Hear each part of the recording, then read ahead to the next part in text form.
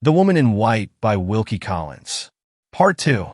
So ended my eventful first day at Limeridge House.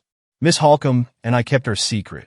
After the discovery of the likeness, no fresh light seemed destined to break over the mystery of the Woman in White.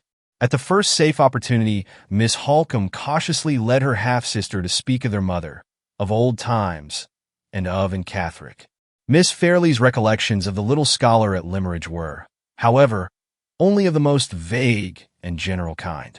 She remembered the likeness between herself and her mother's favorite pupil as something which had been supposed to exist in past times, but she did not refer to the gift of the white dresses, or to the singular form of words in which the child had artlessly expressed her gratitude for them. She remembered that and had remained at Limeridge for a few months only, and had then left it to go back to her home in Hampshire, but she could not say whether the mother and daughter had ever returned, or had ever been heard of afterwards. No further search on Miss Holcomb's part, through the few letters of Mrs. Fairley's writing which she had left unread, assisted in clearing up the uncertainties still left to perplex us. We had identified the unhappy woman whom I had met in the night time with in Catholic. We had made some advance, at least, towards connecting the probably defective condition of the poor creature's intellect with the peculiarity of her being dressed all in white, and with the continuance, in her mature years, of her childish gratitude towards Mrs. Fairley. And there, so far as we knew at that time, our discoveries had ended. The days passed on, the weeks passed on, and the track of the golden autumn wound its bright way visibly through the green summer of the trees. Peaceful, fast-flowing, happy time, my story glides by you now as swiftly as you once glided by me. Of all the treasures of enjoyment that you poured so freely into my heart, how much is left me that has purpose and value enough to be written on this page? Nothing but the saddest of all confessions that a man can make, the confession of his own folly. The secret which that confession discloses should be told with little effort, for it has indirectly escaped me already. The poor weak words which have failed to describe Miss Fairley have succeeded in betraying the sensation she awakened in me. It is so with us all. Our words are giants when they do us an injury, and dwarfs when they do us a service. I loved her. Ah, how will I know all the sadness and all the mockery that is contained in those 3 words? I can sigh over my mournful confession with the tenderest woman who reads it and pities me. I can laugh at it as bitterly as the hardest man who tosses it from him in contempt. I love her. Feel for me, or despise me. I confess it with the same immovable resolution to own the truth. Was there no excuse for me? There was some excuse to be found, surely, in the conditions under which my term of hired service was passed at Limeridge House. My morning hours succeeded each other calmly in the quiet and seclusion of my own room. I had just work enough to do, in mounting my employer's drawings, to keep my hands and eyes pleasurably employed, while my mind was left free to enjoy the dangerous luxury of its own unbridled thoughts. A perilous solitude, for it lasted long enough to enervate, not long enough to fortify me. A perilous solitude, for it was followed by afternoons and evenings spent, day after day and week after week alone in the society of 2 women, one of whom possessed all the accomplishments of grace, wit, and high breeding, the other all the charms of beauty, gentleness, and simple truth that can purify and subdue the heart of man. Not a day passed, in that dangerous intimacy of teacher and pupil, in which my hand was not close to Miss Fairley's, my cheek, as we bent together over her sketchbook, almost touching hers. The more attentively she watched every movement of my brush, the more closely I was breathing the perfume of her hair and the warm fragrance of her breath. It was part of my service to live in the very light of her eyes, at one time to be bending over her, so close to her bosom as to tremble at the thought of touching it, at another, to feel her bending over me, bending so close to see what I was about, that her voice sank low when she spoke to me, and her ribbons brushed my cheek in the wind before she could draw them back. The evenings which followed the sketching excursions of the afternoon varied, rather than checked, these innocent, these inevitable familiarities. My natural fondness for the music which she played with such tender feeling, such delicate womanly taste, and her natural enjoyment of giving me back, by the practice of her art, the pleasure which I had offered to her by the practice of mine, only wove another tie which drew us closer and closer to one another. The accidents of conversation, the simple habits which regulated even such a little thing as the position of our places at table, the play of Miss Holcomb's ever-ready raillery, always directed against my anxiety as teacher, while it sparkled over her enthusiasm as pupil, the harmless expression of poor Mrs. V.C.'s drowsy approval, which connected Miss Fairley and me as two model young people who never disturbed her. Every one of these trifles, and many more, combined to fold us together in the same domestic atmosphere, and to lead us both insensibly to the same hopeless end. I should have remembered my position, and have put myself secretly on my guard. I did so, but not till it was too late. All the discretion, all the experience, which had availed me with other women, and secured me against other temptations, failed me with her. It had been my profession, for years past, to be in this close contact with young girls of all ages and of all orders of beauty. I had accepted the position as part of my calling in life. I had trained myself to leave all the sympathies natural to my age in my employer's outer hall, as coolly as I left my umbrella there before I went upstairs. I had long since learned to understand, composedly and as a matter of course, that my situation in life was considered a guarantee against any of my female pupils feeling more than the most ordinary interest in me, and that I was admitted among beautiful and captivating women much as a harmless domestic animal is admitted among them. This guardian experience I had gained early. This guardian experience had sternly and strictly guided me straight along my own poor narrow path, without once letting me stray aside, to the right hand or to the left. And now I and my trusty talisman were parted for the first time. Yes, my hardly earned self-control was as completely lost to me as if I had never possessed it. Lost to me, as it is lost every day to other men in other critical situations where women are concerned. I know, now, that I should have questioned myself from the first.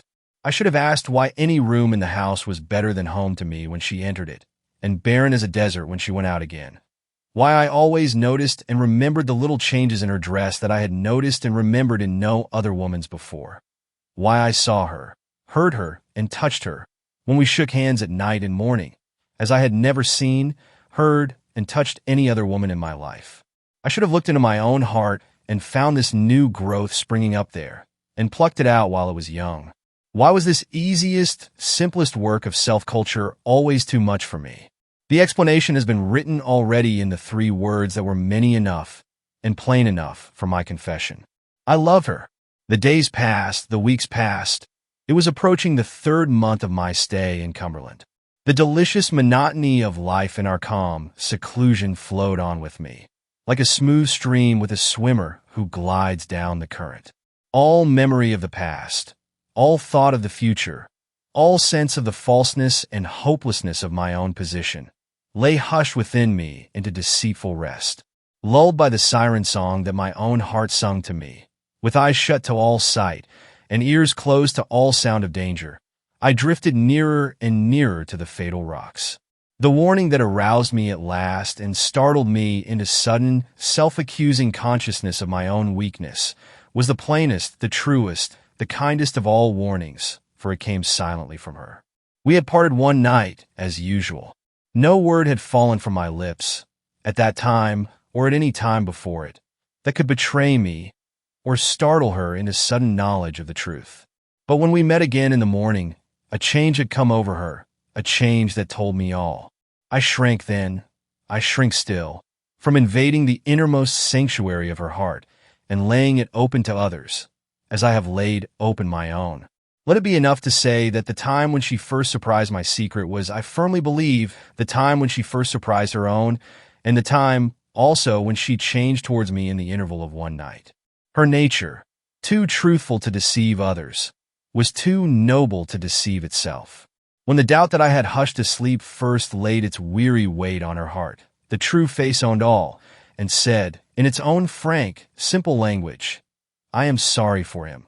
I am sorry for myself. It said this, and more, which I could not then interpret. I understood but too well the change in her manner, to greater kindness and quicker readiness in interpreting all my wishes before others, to constraint and sadness, and nervous anxiety to absorb herself in the first occupation she could seize on, whenever we happened to be left together alone.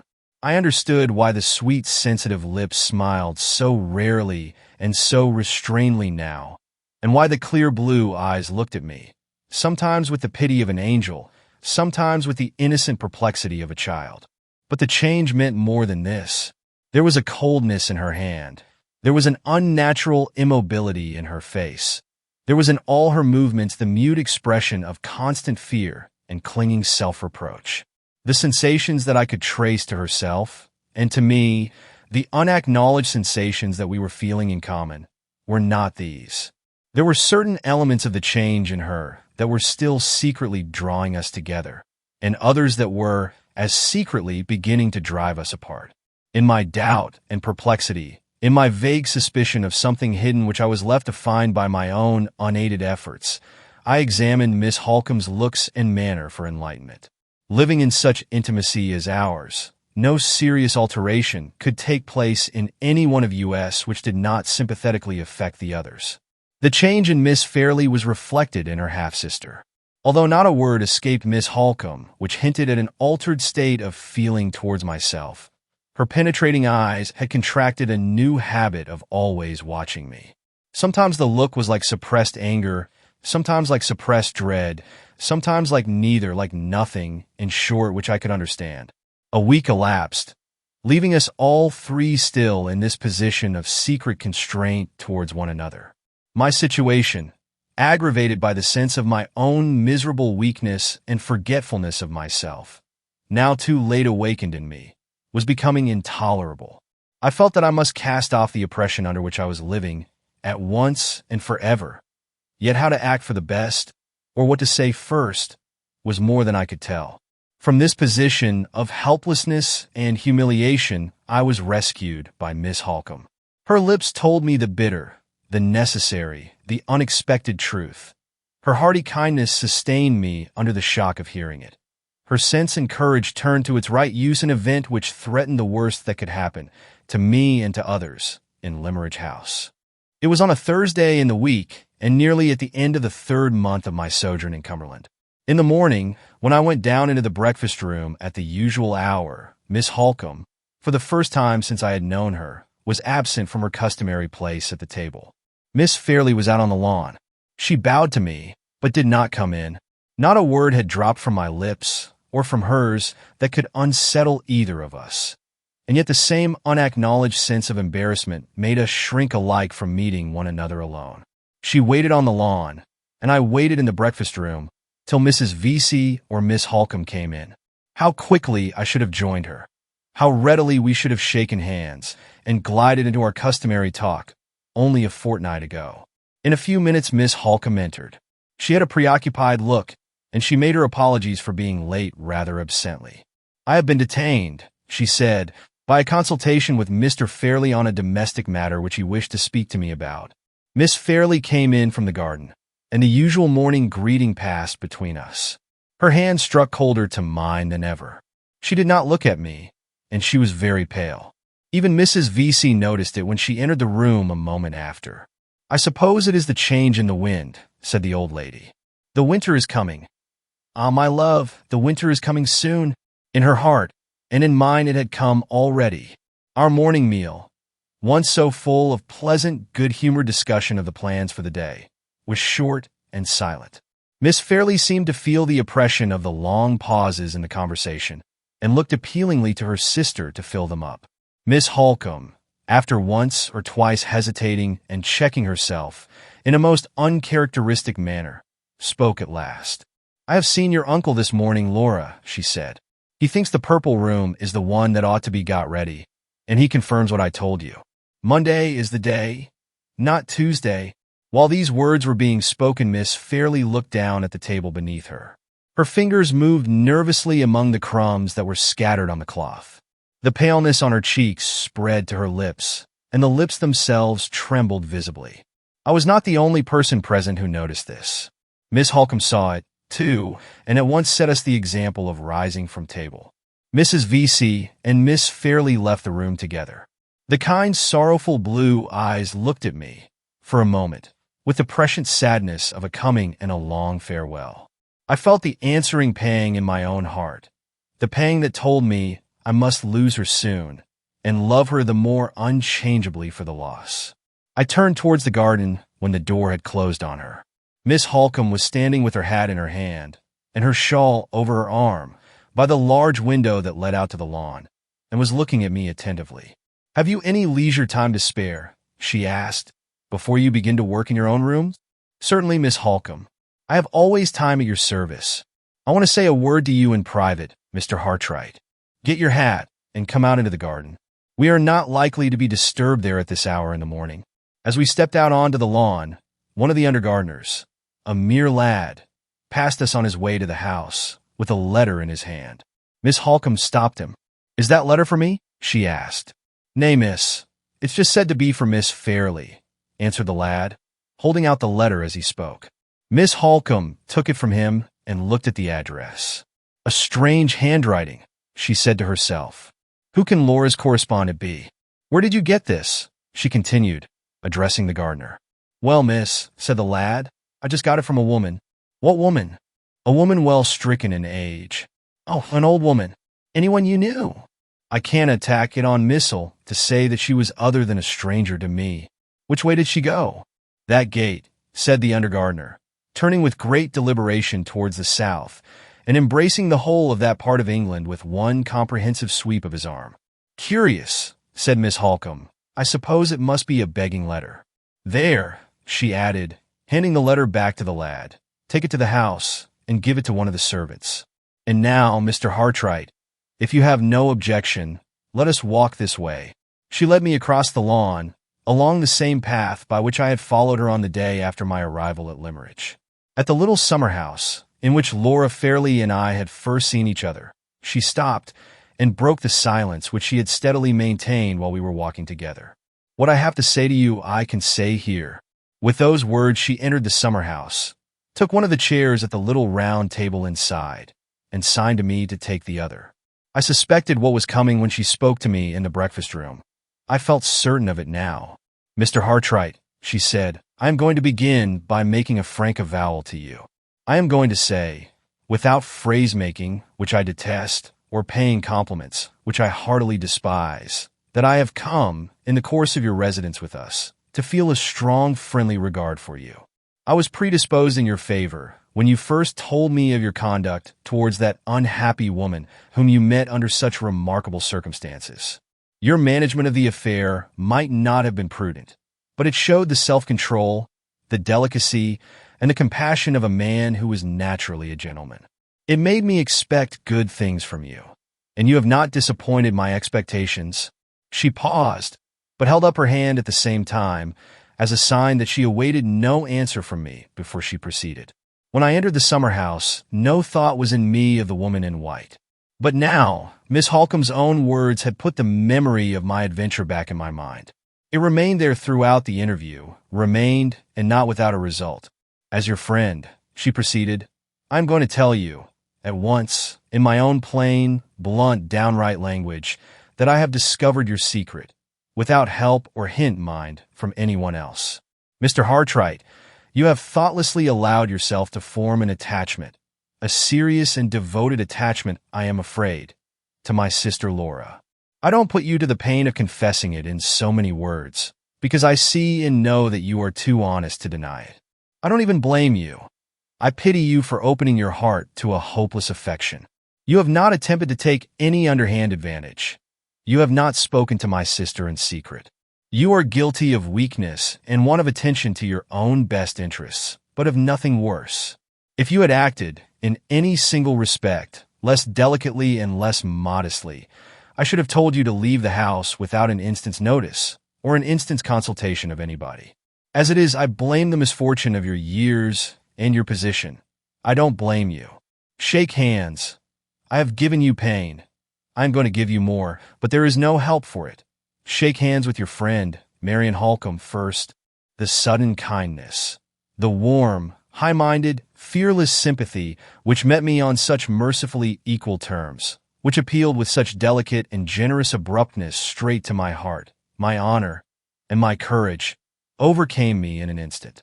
I tried to look at her when she took my hand, but my eyes were dim. I tried to thank her, but my voice failed me.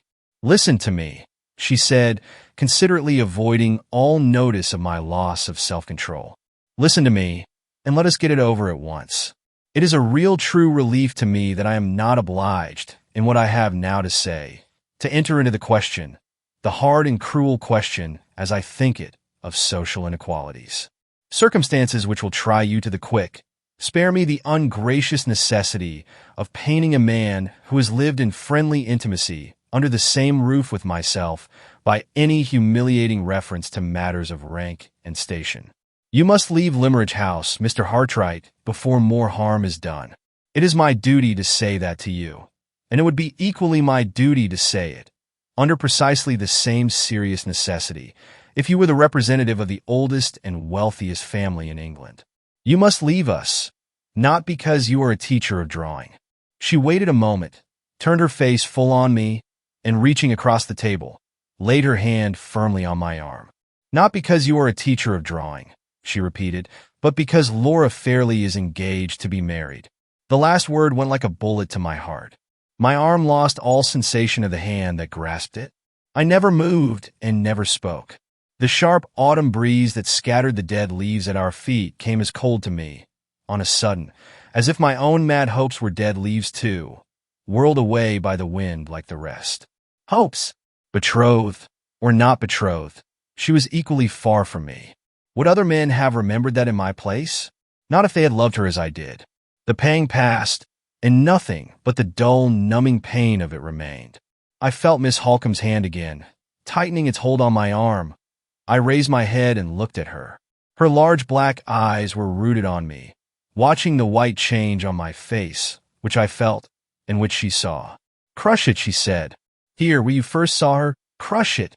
Don't shrink under it like a woman. Tear it out. Trample it underfoot like a man." The suppressed vehemence with which she spoke, the strength which her will, concentrated in the look she fixed on me, and in the hold on my arm that she had not yet relinquished, communicated to mine, steadied me. We both waited for a minute in silence. At the end of that time, I had justified her generous faith in my manhood. I had, outwardly at least, recovered my self-control. "Are you yourself again?" "Enough myself, Miss Holcomb, to ask your pardon and hers. Enough myself to be guided by your advice, and to prove my gratitude in that way, if I can prove it in no other." "You have proved it already," she answered, by those words. "Mr. Hartright, concealment is at an end between us. I cannot affect to hide from you what my sister has unconsciously shown to me. You must leave us for her sake, as well as for your own. Your presence here, your necessary intimacy with us, harmless as it has been, God knows, in all other respects, has unsteadied her and made her wretched. I, who love her better than my own life. I, who have learned to believe in that pure, noble, innocent nature as I believe in my religion, know but too well the secret misery of self-reproach that she has been suffering since the first shadow of a feeling disloyal to her marriage engagement entered her heart in spite of her. I don't say, it would be useless to attempt to say it after what has happened, that her engagement has ever had a strong hold on her affections. It is an engagement of honor, not of love. Her father sanctioned it on his deathbed 2 years since. She herself neither welcomed it nor shrank from it. She was content to make it. Till you came here, she was in the position of hundreds of other women, who marry men without being greatly attracted to them or greatly repelled by them, and who learn to love them when they don't learn to hate, after marriage instead of before. I hope more earnestly than words can say, and you should have the self-sacrificing courage to hope too, that the new thoughts and feelings which have disturbed the old calmness and the old content have not taken root too deeply to be ever removed. Your absence, if I had less belief in your honor and your courage and your sense, I should not trust to them as I am trusting now. Your absence will help my efforts, and time will help us all three. It is something to know that my first confidence in you was not all misplaced. It is something to know that you will not be less honest, less manly, less considerate towards the pupil whose relation to yourself you have had the misfortune to forget, then towards the stranger and the outcast whose appeal to you was not made in vain. Again the chance reference to the woman in white. Was there no possibility of speaking of Miss Fairley and of me without raising the memory of Aunt Catherine, and setting her between us like a fatality that it was hopeless to avoid? Tell me what apology I can make to Mr. Fairley for breaking my engagement, I said. Tell me when to go after that apology is accepted. I promise implicit obedience to you and to your advice. Time is every way of importance, she answered. You heard me refer this morning to Monday next, and to the necessity of setting the Purple Room in order. The visitor whom we expect on Monday. I could not wait for her to be more explicit. Knowing what I knew now, the memory of Miss Fairley's look and manner at the breakfast table told me that the expected visitor at Limmeridge House was her future husband. I tried to force it back, but something rose within me at that moment stronger than my own will, and I interrupted Miss Holcomb. "Let me go today," I said bitterly. "The sooner the better." "No, not today," she replied. "The only reason you can assign to Mr. Fairley for your departure, before the end of your engagement, must be that an unforeseen necessity compels you to ask his permission to return at once to London. You must wait till tomorrow to tell him that, at the time when the post comes in, because he will then understand the sudden change in your plans by associating it with the arrival of a letter from London.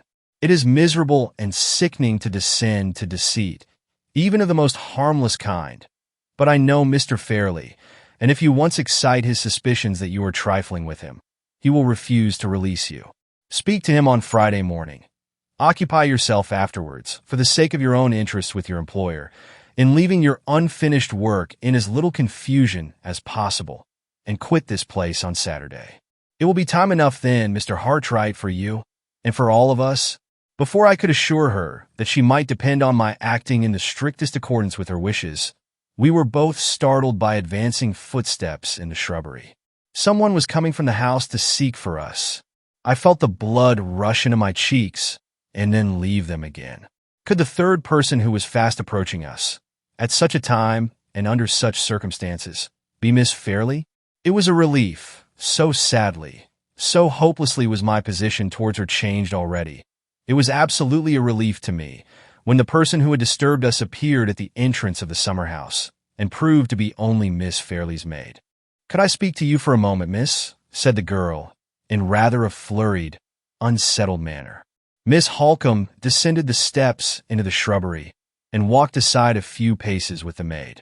Left by myself, my mind reverted, with a sense of forlorn wretchedness which it is not in any words that I can find to describe, to my approaching return to the solitude and the despair of my lonely London home.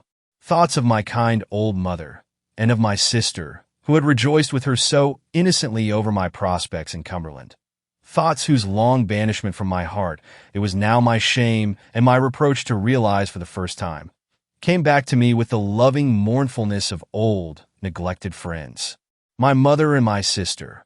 What would they feel when I returned to them from my broken engagement, with the confession of my miserable secret? They who had parted from me so hopefully on that last happy night in the Hampstead cottage. And Catherine again. Even the memory of the farewell evening with my mother and my sister could not return to me now unconnected with that other memory of the moonlight walk back to London. What did it mean? Were that woman and I to meet once more? It was possible at the least. Did she know that I lived in London? Yes, I had told her so, either before or after that strange question of hers, when she had asked me so distrustfully if I knew many men of the rank of baronet. Either before or after, my mind was not calm enough then to remember which.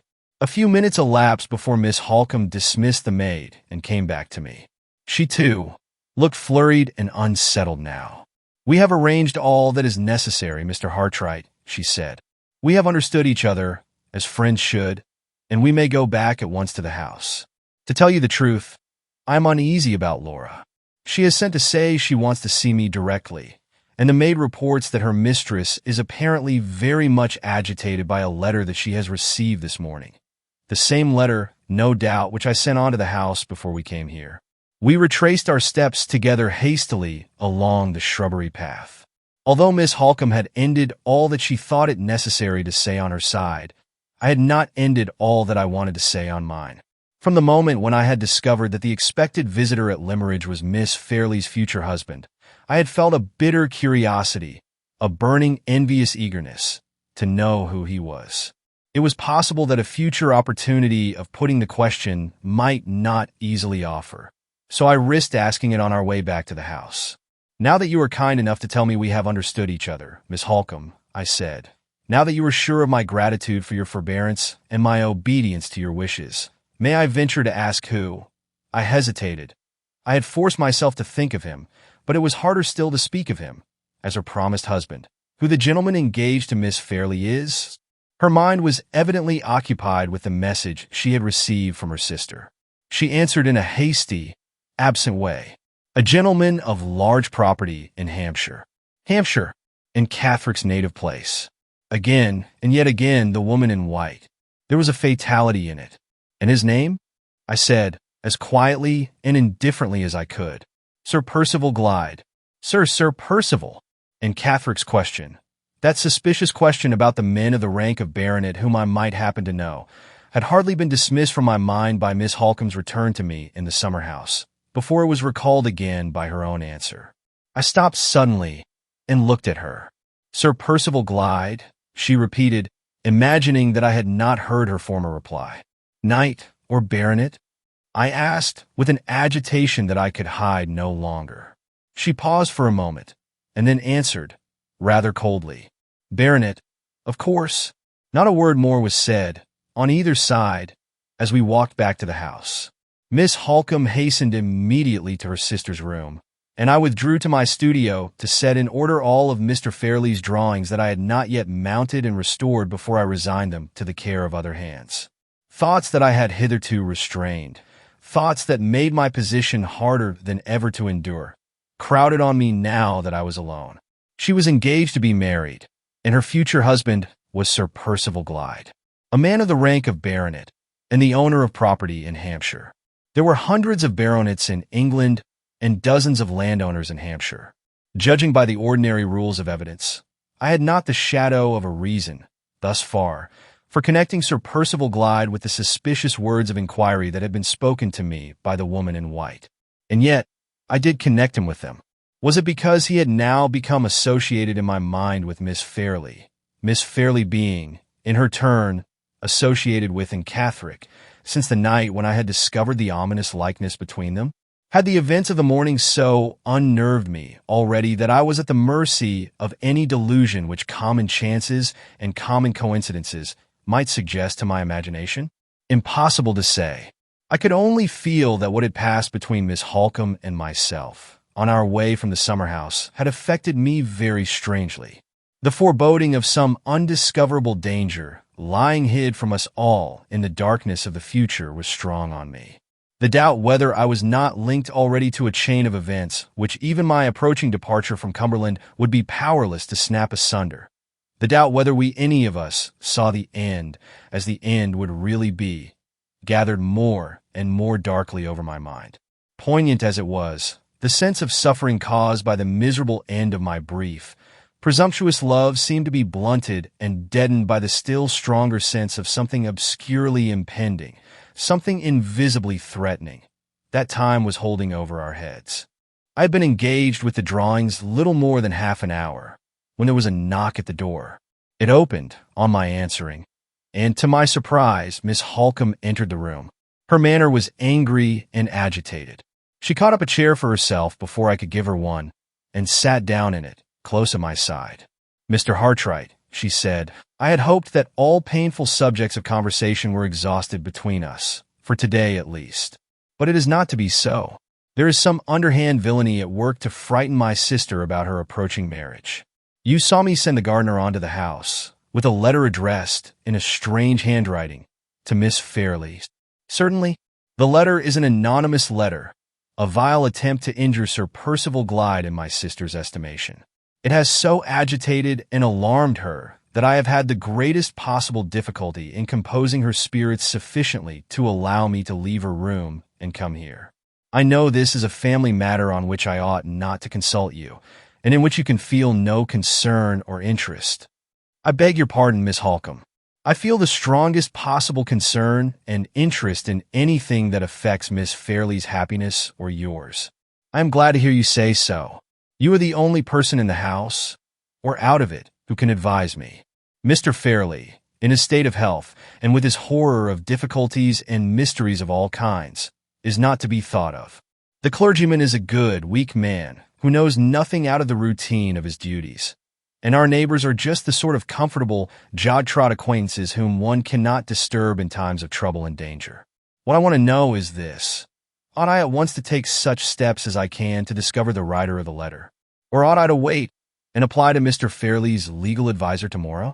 It is a question, perhaps a very important one, of gaining or losing a day. Tell me what you think, Mr. Hartright. If necessity had not already obliged me to take you into my confidence under very delicate circumstances, even my helpless situation would, perhaps, be no excuse for me. But as things are, I cannot surely be wrong, after all that has passed between us, in forgetting that you are a friend of only 3 months' standing. She gave me the letter.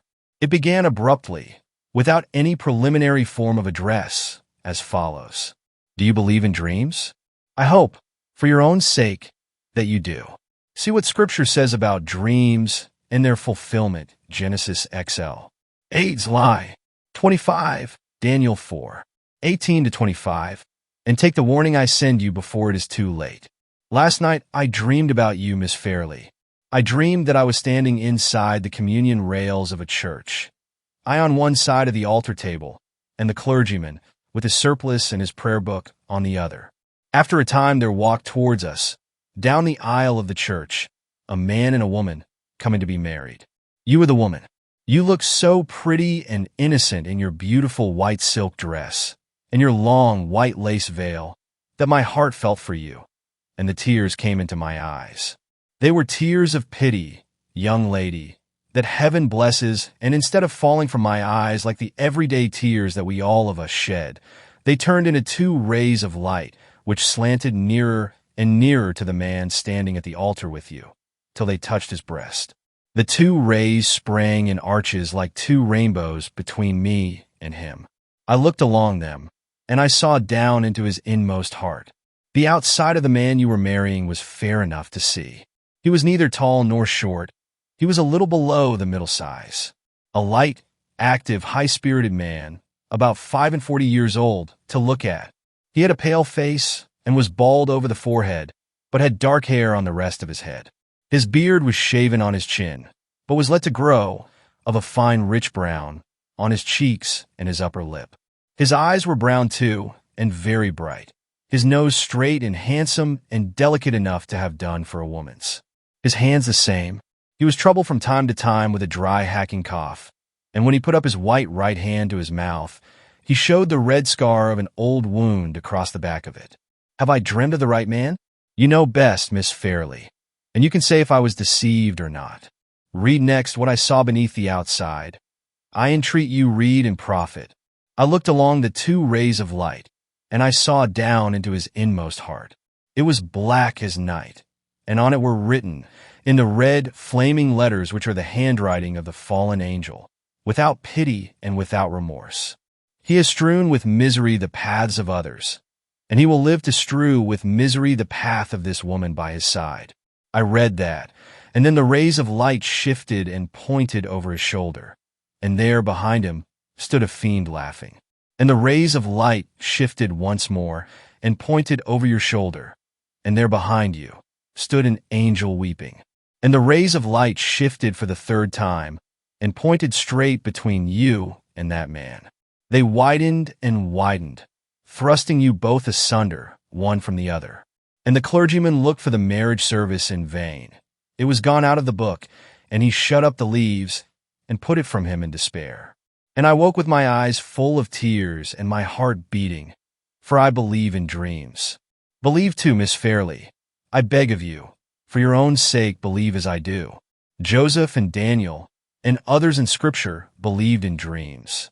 Inquire into the past life of that man with the scar on his hand, before you say the words that make you his miserable wife. I don't give you this warning on my account, but on yours. I have an interest in your well-being that will live as long as I draw breath. Your mother's daughter has a tender place in my heart, for your mother was my first, my best, my only friend. There the extraordinary letter ended, without signature of any sort. The handwriting afforded no prospect of a clue. It was traced on ruled lines, in the cramped, conventional, copybook character technically termed small hand. It was feeble and faint, and defaced by blots, but had otherwise nothing to distinguish it. "That is not an illiterate letter," said Miss Holcomb, "and at the same time, it is surely too incoherent to be the letter of an educated person in the higher ranks of life." The reference to the bridal dress and veil, and other little expressions, seemed to point to it as the production of some woman. "What do you think, Mr. Hartright?" "I think so too. It seems to me to be not only the letter of a woman, but of a woman whose mind must be deranged," suggested Miss Holcomb. "It struck me in that light too." I did not answer. While I was speaking, my eyes rested on the last sentence of the letter. "Your mother's daughter has a tender place in my heart, for your mother was my first, my best, my only friend."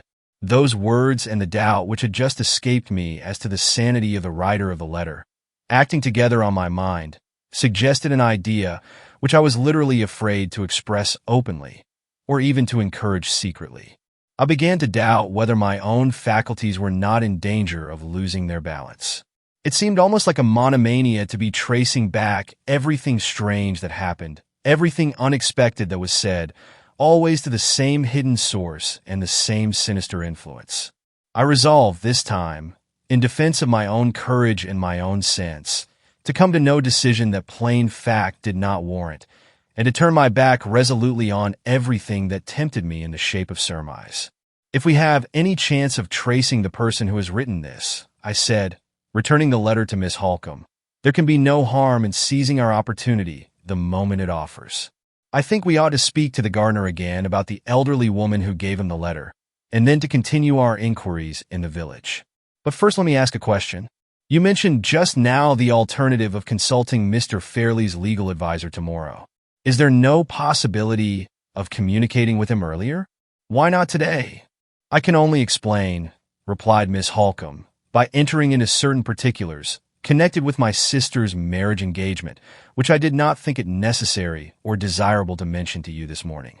One of Sir Percival Glyde's objects in coming here on Monday is to fix the period of his marriage, which has hitherto been left quite unsettled. He is anxious that the event should take place before the end of the year." "Does Miss Fairley know of that wish?" I asked eagerly. "She has no suspicion of it, and after what has happened, I shall not take the responsibility upon myself of enlightening her.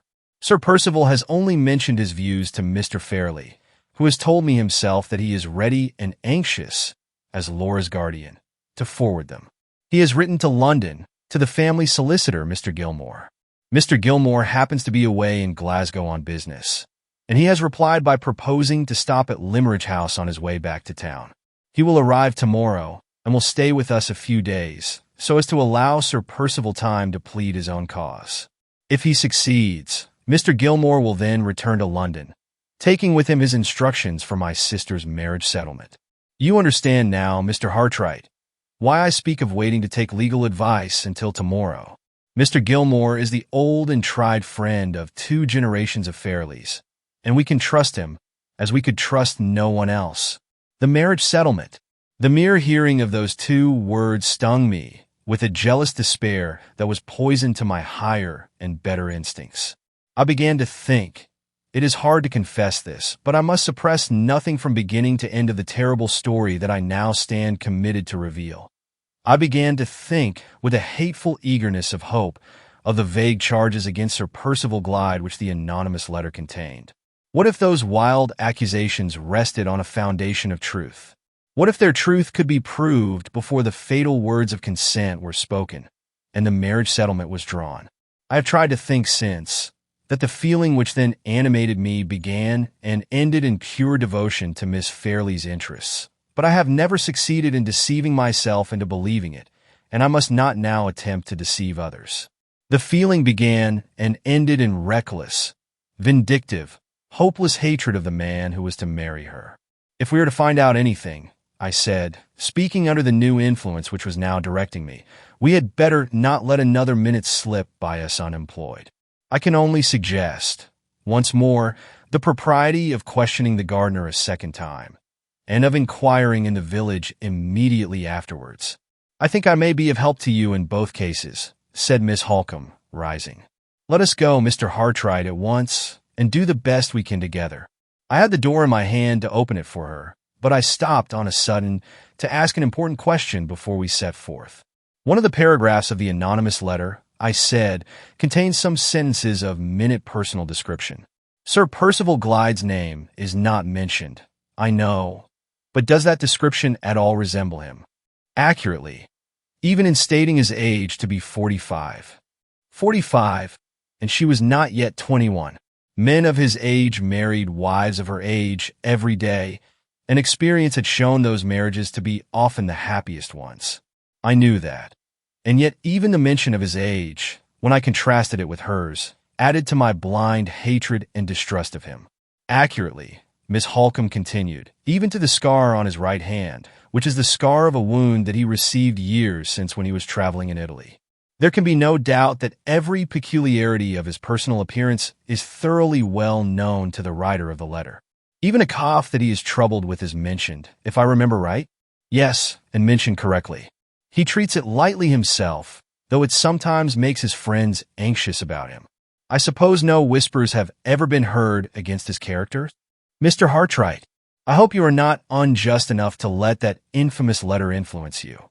I felt the blood rush into my cheeks, for I knew that it had influenced me.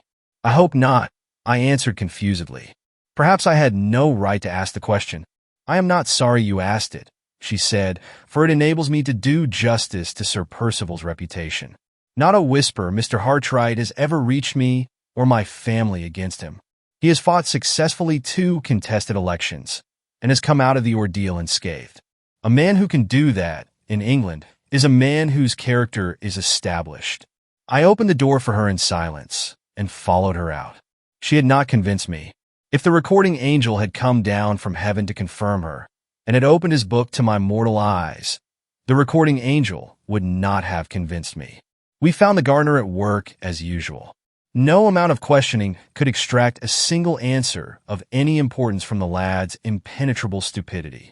The woman who had given him the letter was an elderly woman. She had not spoken a word to him, and she had gone away towards the south in a great hurry. That was all the gardener could tell us. The village lay southward of the house. So, to the village we went next. Our inquiries at Limmeridge were patiently pursued in all directions, and among all sorts and conditions of people. But nothing came of them. 3 of the villagers did certainly assure us that they had seen the woman, but as they were quite unable to describe her, and quite incapable of agreeing about the exact direction in which she was proceeding when they last saw her, these 3 bright exceptions to the general rule of total ignorance afforded no more real assistance to us than the mass of their unhelpful and unobservant neighbors. The course of our useless investigations brought us, in time, to the end of the village at which the schools established by Mrs. Fairley were situated. As we passed the side of the building appropriated to the use of the boys, I suggested the propriety of making a last inquiry of the schoolmaster, whom we might presume to be, in virtue of his office, the most intelligent man in the place. I am afraid the schoolmaster must have been occupied with his scholars, said Miss Holcomb, just at the time when the woman passed through the village and returned again. However, we can but try. We entered the playground enclosure and walked by the schoolroom window to get round to the door, which was situated at the back of the building. I stopped for a moment at the window and looked in. The schoolmaster was sitting at his high desk, with his back to me, apparently haranguing the pupils, who were all gathered together in front of him, with one exception. The one exception was a sturdy, white-headed boy, standing apart from all the rest on a stool in a corner. A forlorn little Crusoe, isolated in his own desert island of solitary penal disgrace. The door, when we got round to it, was ajar, and the schoolmaster's voice reached us plainly as we both stopped for a minute under the porch. "Now, boys," said the voice, "mind what I tell you. If I hear another word spoken about ghosts in this school, it will be the worse for all of you. There are no such things as ghosts, and therefore any boy who believes in ghosts believes in what can't possibly be. And a boy who belongs to Limmeridge School and believes in what can't possibly be, sets up his back against reason and discipline, and must be punished accordingly. You all see Jacob Postlethwaite standing up on the stool there in disgrace. He has been punished, not because he said he saw a ghost last night, but because he is too impudent and too obstinate to listen to reason, and because he persists in saying he saw the ghost after I have told him that no such thing can possibly be. If nothing else will do, I mean to cane the ghost out of Jacob Postlethwaite, and if the thing spreads among any of the rest of you, I mean to go a step farther and cane the ghost out of the whole school. We seem to have chosen an awkward moment for our visit, said Miss Holcomb, pushing open the door at the end of the schoolmaster's address and leading the way in. Our appearance produced a strong sensation among the boys. They appeared to think that we had arrived for the express purpose of seeing Jacob Postlethwaite caned. "Go home all of you to dinner," said the schoolmaster, "except Jacob. Jacob must stop where he is, and the ghost may bring him his dinner if the ghost pleases." Jacob's fortitude deserted him at the double disappearance of his schoolfellows and his prospect of dinner. He took his hands out of his pockets, looked hard at his knuckles, raised them with great deliberation to his eyes, and when they got there, ground them round and round slowly, accompanying the action by short spasms of sniffing, which followed each other at regular intervals, the nasal minute guns of juvenile distress. "We came here to ask you a question, Mr. Dempster," said Miss Holcomb, addressing the schoolmaster, "and we little expected to find you occupied in exorcising a ghost. What does it all mean? What has really happened?" "That wicked boy has been frightening the whole school, Miss Holcomb, by declaring that he saw a ghost yesterday evening," answered the master, "and he still persists in his absurd story, in spite of all that I can say to him." "Most extraordinary," said Miss Holcomb. "I should not have thought it possible that any of the boys had imagination enough to see a ghost. This is a new accession indeed to the hard labor of forming the youthful mind at Limmeridge, and I heartily wish you well through it, Mr. Dempster. In the meantime, let me explain why you see me here, and what it is I want." She then put the same question to the schoolmaster which we had asked already of almost everyone else in the village. It was met by the same discouraging answer. Mr. Dempster had not set eyes on the stranger of whom we were in search. "We may as well return to the house, Mr. Hartright," said Miss Holcomb. "The information we want is evidently not to be found." She had bowed to Mr. Dempster and was about to leave the schoolroom when the forlorn position of Jacob Postlethwaite, piteously sniffing on the stool of penitence, attracted her attention as she passed him, and made her stop good-humoredly to speak a word to the little prisoner before she opened the door. "You foolish boy," she said, "why don't you beg Mr. Dempster's pardon, and hold your tongue about the ghost?" "But I saw gayest," persisted Jacob Postlethwaite with a stare of terror and a burst of tears. "Stuff and nonsense. You saw nothing of the kind. Ghost indeed. What ghost?" "I beg your pardon, Miss Holcomb," interposed the schoolmaster a little uneasily, "but I think you had better not question the boy. The obstinate folly of his story is beyond all belief, and you might lead him in it ignorantly." "Ignorantly what?" inquired Miss Holcomb sharply. "Ignorantly shocking your feelings," said Mr. Dempster, looking very much discomposed. "Upon my word, Mr. Dempster, you pay my feelings a great compliment in thinking them weak enough to be shocked by such an urchin as that." She turned with an air of satirical defiance to little Jacob and began to question him directly.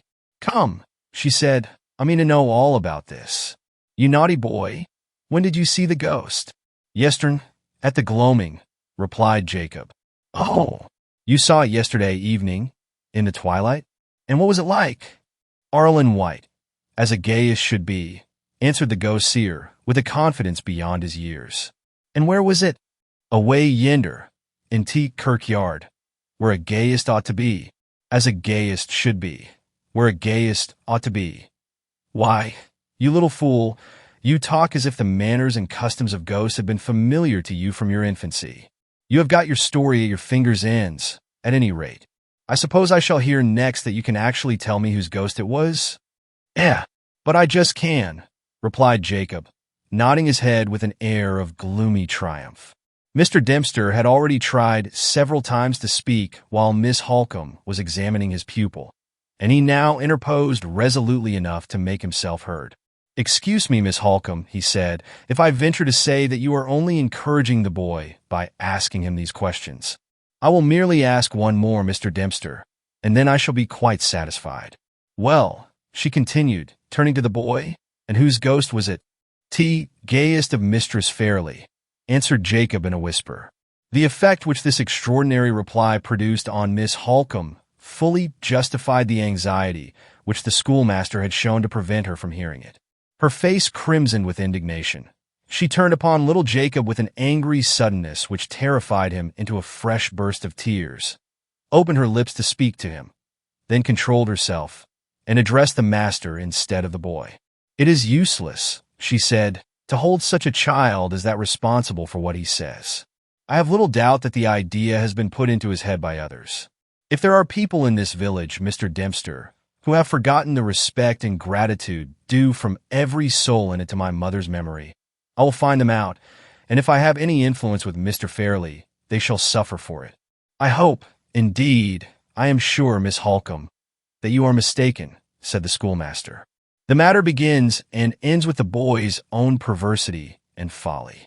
He saw, or thought he saw, a woman in white yesterday evening as he was passing the churchyard, and the figure, real or fancied, was standing by the marble cross, which he and everyone else in Limmeridge knows to be the monument over Mrs. Fairley's grave. These two circumstances are surely sufficient to have suggested to the boy himself the answer which has so naturally shocked you." Although Miss Holcomb did not seem to be convinced, she evidently felt that the schoolmaster's statement of the case was too sensible to be openly combated. She merely replied by thanking him for his attention, and by promising to see him again when her doubts were satisfied. This said, she bowed and led the way out of the schoolroom. Throughout the whole of this strange scene, I had stood apart, listening attentively and drawing my own conclusions. As soon as we were alone again, Miss Holcomb asked me if I had formed any opinion on what I had heard. "A very strong opinion," I answered. "The boy's story, as I believe, has a foundation in fact. I confess I am anxious to see the monument over Mrs. Fairley's grave, and to examine the ground about it." "You shall see the grave." She paused after making that reply, and reflected a little as we walked on. "What has happened in the schoolroom," she resumed, "has so completely distracted my attention from the subject of the letter that I feel a little bewildered when I try to return to it. Must we give up all idea of making any further inquiries, and wait to place the thing in Mr. Gilmore's hands tomorrow?" "By no means, Miss Holcomb. What has happened in the schoolroom encourages me to persevere in the investigation." "Why does it encourage you?" "Because it strengthens a suspicion I felt when you gave me the letter to read. I suppose you had your reasons, Mr. Hartright, for concealing that suspicion from me till this moment?" "I was afraid to encourage it in myself. I thought it was utterly preposterous. I distrusted it as the result of some perversity in my own imagination. But I could do so no longer. Not only the boy's own answers to your questions, but even a chance expression that dropped from the schoolmaster's lips in explaining his story, have forced the idea back into my mind. Events may yet prove that idea to be a delusion, Miss Holcomb, but the belief is strong in me, at this moment, that the fancied ghost in the churchyard and the writer of the anonymous letter are one and the same person." She stopped, turned pale, and looked me eagerly in the face. "What person?" "The schoolmaster unconsciously told you. When he spoke of the figure that the boy saw in the churchyard, he called it a woman in white." "Not in Catholic?" "Yes, in Catholic." She put her hand through my arm and leaned on it heavily. "I don't know why," she said in low tones, "but there is something in this suspicion of yours that seems to startle and unnerve me. I feel—" She stopped and tried to laugh it off. "Mr. Hartright," she went on, "I will show you the grave, and then go back at once to the house. I had better not leave Laura too long alone. I had better go back and sit with her." We were close to the churchyard when she spoke. The church, a dreary building of gray stone, was situated in a little valley, so as to be sheltered from the bleak winds blowing over the moorland all round it. The burial ground advanced from the side of the church a little way up the slope of the hill. It was surrounded by a rough, low stone wall, and was bare and open to the sky, except at one extremity, where a brook trickled down the stony hillside, and a clump of dwarf trees threw their narrow shadows over the short, meager grass. Just beyond the brook and the trees, and not far from one of the 3 stone stiles which afforded entrance, at various points, to the churchyard, rose the white marble cross that distinguished Mrs. Fairley's grave from the humbler monuments scattered about it. "I need go no farther with you," said Miss Holcomb, pointing to the grave. "You will let me know if you find anything to confirm the idea you have just mentioned to me. Let us meet again at the house." She left me. I descended at once to the churchyard and crossed the stile which led directly to Mrs. Fairley's grave. The grass about it was too short and the ground too hard to show any marks of footsteps. Disappointed thus far, I next looked attentively at the cross and at the square block of marble below it, on which the inscription was cut. The natural whiteness of the cross was a little clouded, here and there by weather stains, and rather more than 1/2 of the square block beneath it, on the side which bore the inscription, was in the same condition. The other half, however, attracted my attention at once by its singular freedom from stain or impurity of any kind. I looked closer and saw that it had been recently cleaned in a downward direction from top to bottom. The boundary line between the part that had been cleaned and the part that had not was traceable wherever the inscription left a blank space of marble, sharply traceable as a line that had been produced by artificial means. Who had begun the cleansing of the marble, and who had left it unfinished? I looked about me, wondering how the question was to be solved. No sign of a habitation could be discerned from the point at which I was standing. The burial ground was left in the lonely possession of the dead. I returned to the church and walked round it till I came to the back of the building, then crossed the boundary wall beyond by another of the stone stiles, and found myself at the head of a path leading down into a deserted stone quarry. Against one side of the quarry, a little 2-room cottage was built, and just outside the door an old woman was engaged in washing. I walked up to her and entered into conversation about the church and burial ground. She was ready enough to talk, and almost the first word she said informed me that her husband filled the 2 offices of clerk and sexton. I said a few words next in praise of Mrs. Fairley's monument. The old woman shook her head and told me I had not seen it at its best. It was her husband's business to look after it, but he had been so ailing and weak for months and months past that he had hardly been able to crawl in a church on Sundays to do his duty, and the monument had been neglected in consequence. He was getting a little better now, and in a week or 10 days' time he hoped to be strong enough to set to work and clean it. This information, extracted from a long, rambling answer in the broadest Cumberland dialect, told me all that I most wanted to know. I gave the poor woman a trifle and returned at once to Limmeridge House. The partial cleansing of the monument had evidently been accomplished by a strange hand. Connecting what I had discovered thus far with what I had suspected after hearing the story of the ghost seen at twilight, I wanted nothing more to confirm my resolution to watch Mrs. Fairley's grave in secret that evening, returning to it at sunset, and waiting within sight of it till the night fell. The work of cleansing the monument had been left unfinished, and the person by whom it had been begun might return to complete it.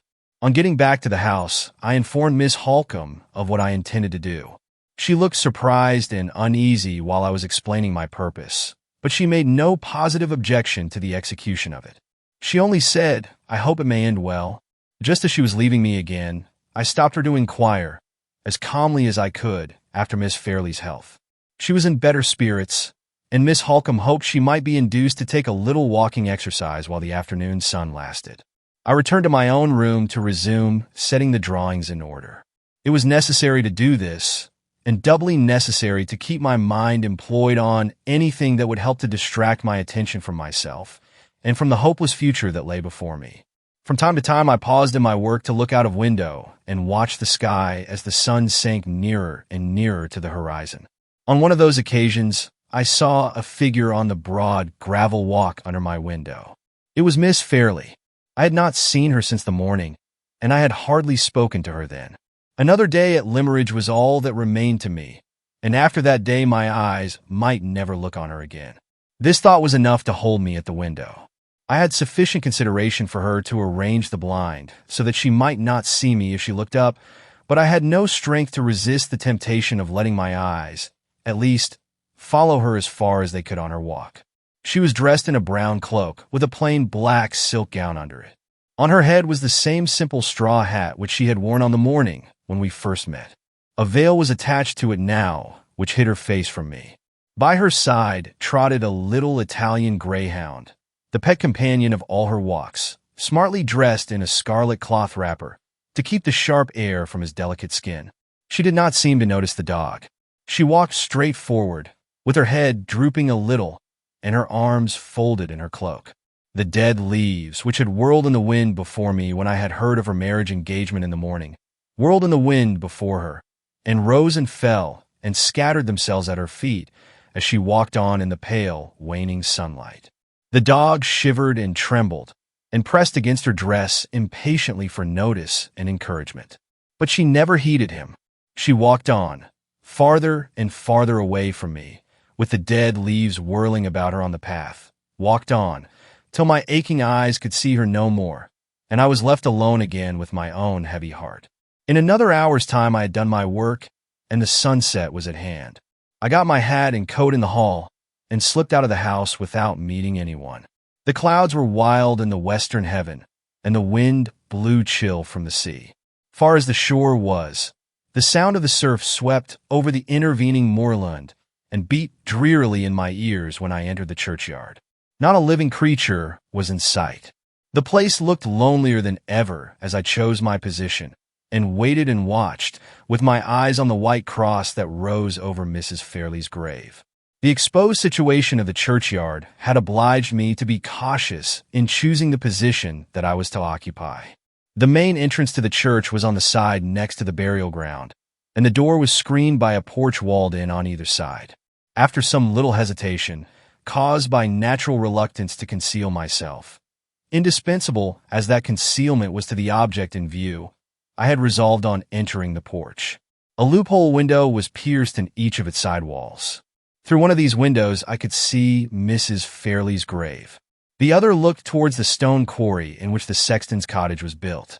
Before me, fronting the porch entrance, was a patch of bare burial ground, a line of low stone wall, and a strip of lonely brown hill, with the sunset clouds sailing heavily over it before the strong, steady wind. No living creature was visible or audible. No bird flew by me. No dog barked from the sexton's cottage.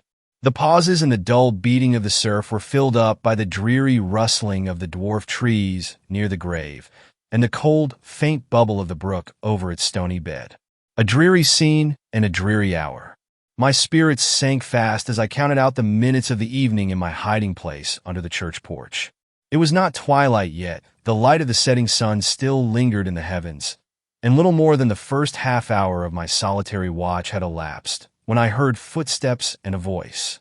The footsteps were approaching from the other side of the church, and the voice was a woman's. "Don't you fret, my dear, about the letter," said the voice. I gave it to the lad quite safe, and the lad he took it from me without a word. He went his way, and I went mine, and not a living soul followed me afterwards, that I'll warrant. These words strung up my attention to a pitch of expectation that was almost painful. There was a pause of silence, but the footsteps still advanced. In another moment 2 persons, both women, passed within my range of view from the porch window. They were walking straight towards the grave, and therefore they had their backs turned towards me. One of the women was dressed in a bonnet and shawl. The other wore a long, traveling cloak of a dark blue color, with the hood drawn over her head. A few inches of her gown were visible below the cloak. My heart beat fast as I noted the color. It was white. After advancing about halfway between the church and the grave they stopped, and the woman in the cloak turned her head towards her companion.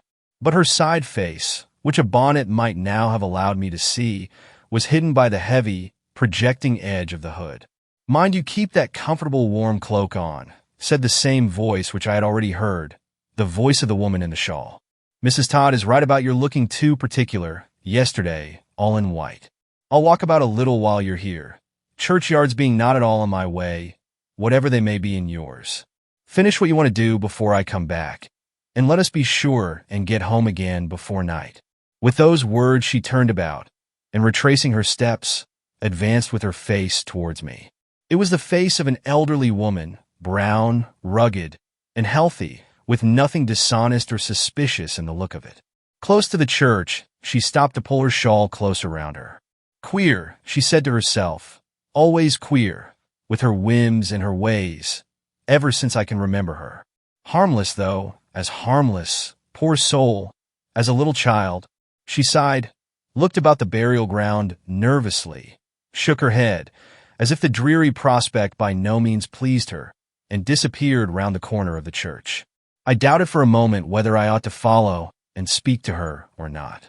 My intense anxiety to find myself face to face with her companion helped me to decide in the negative.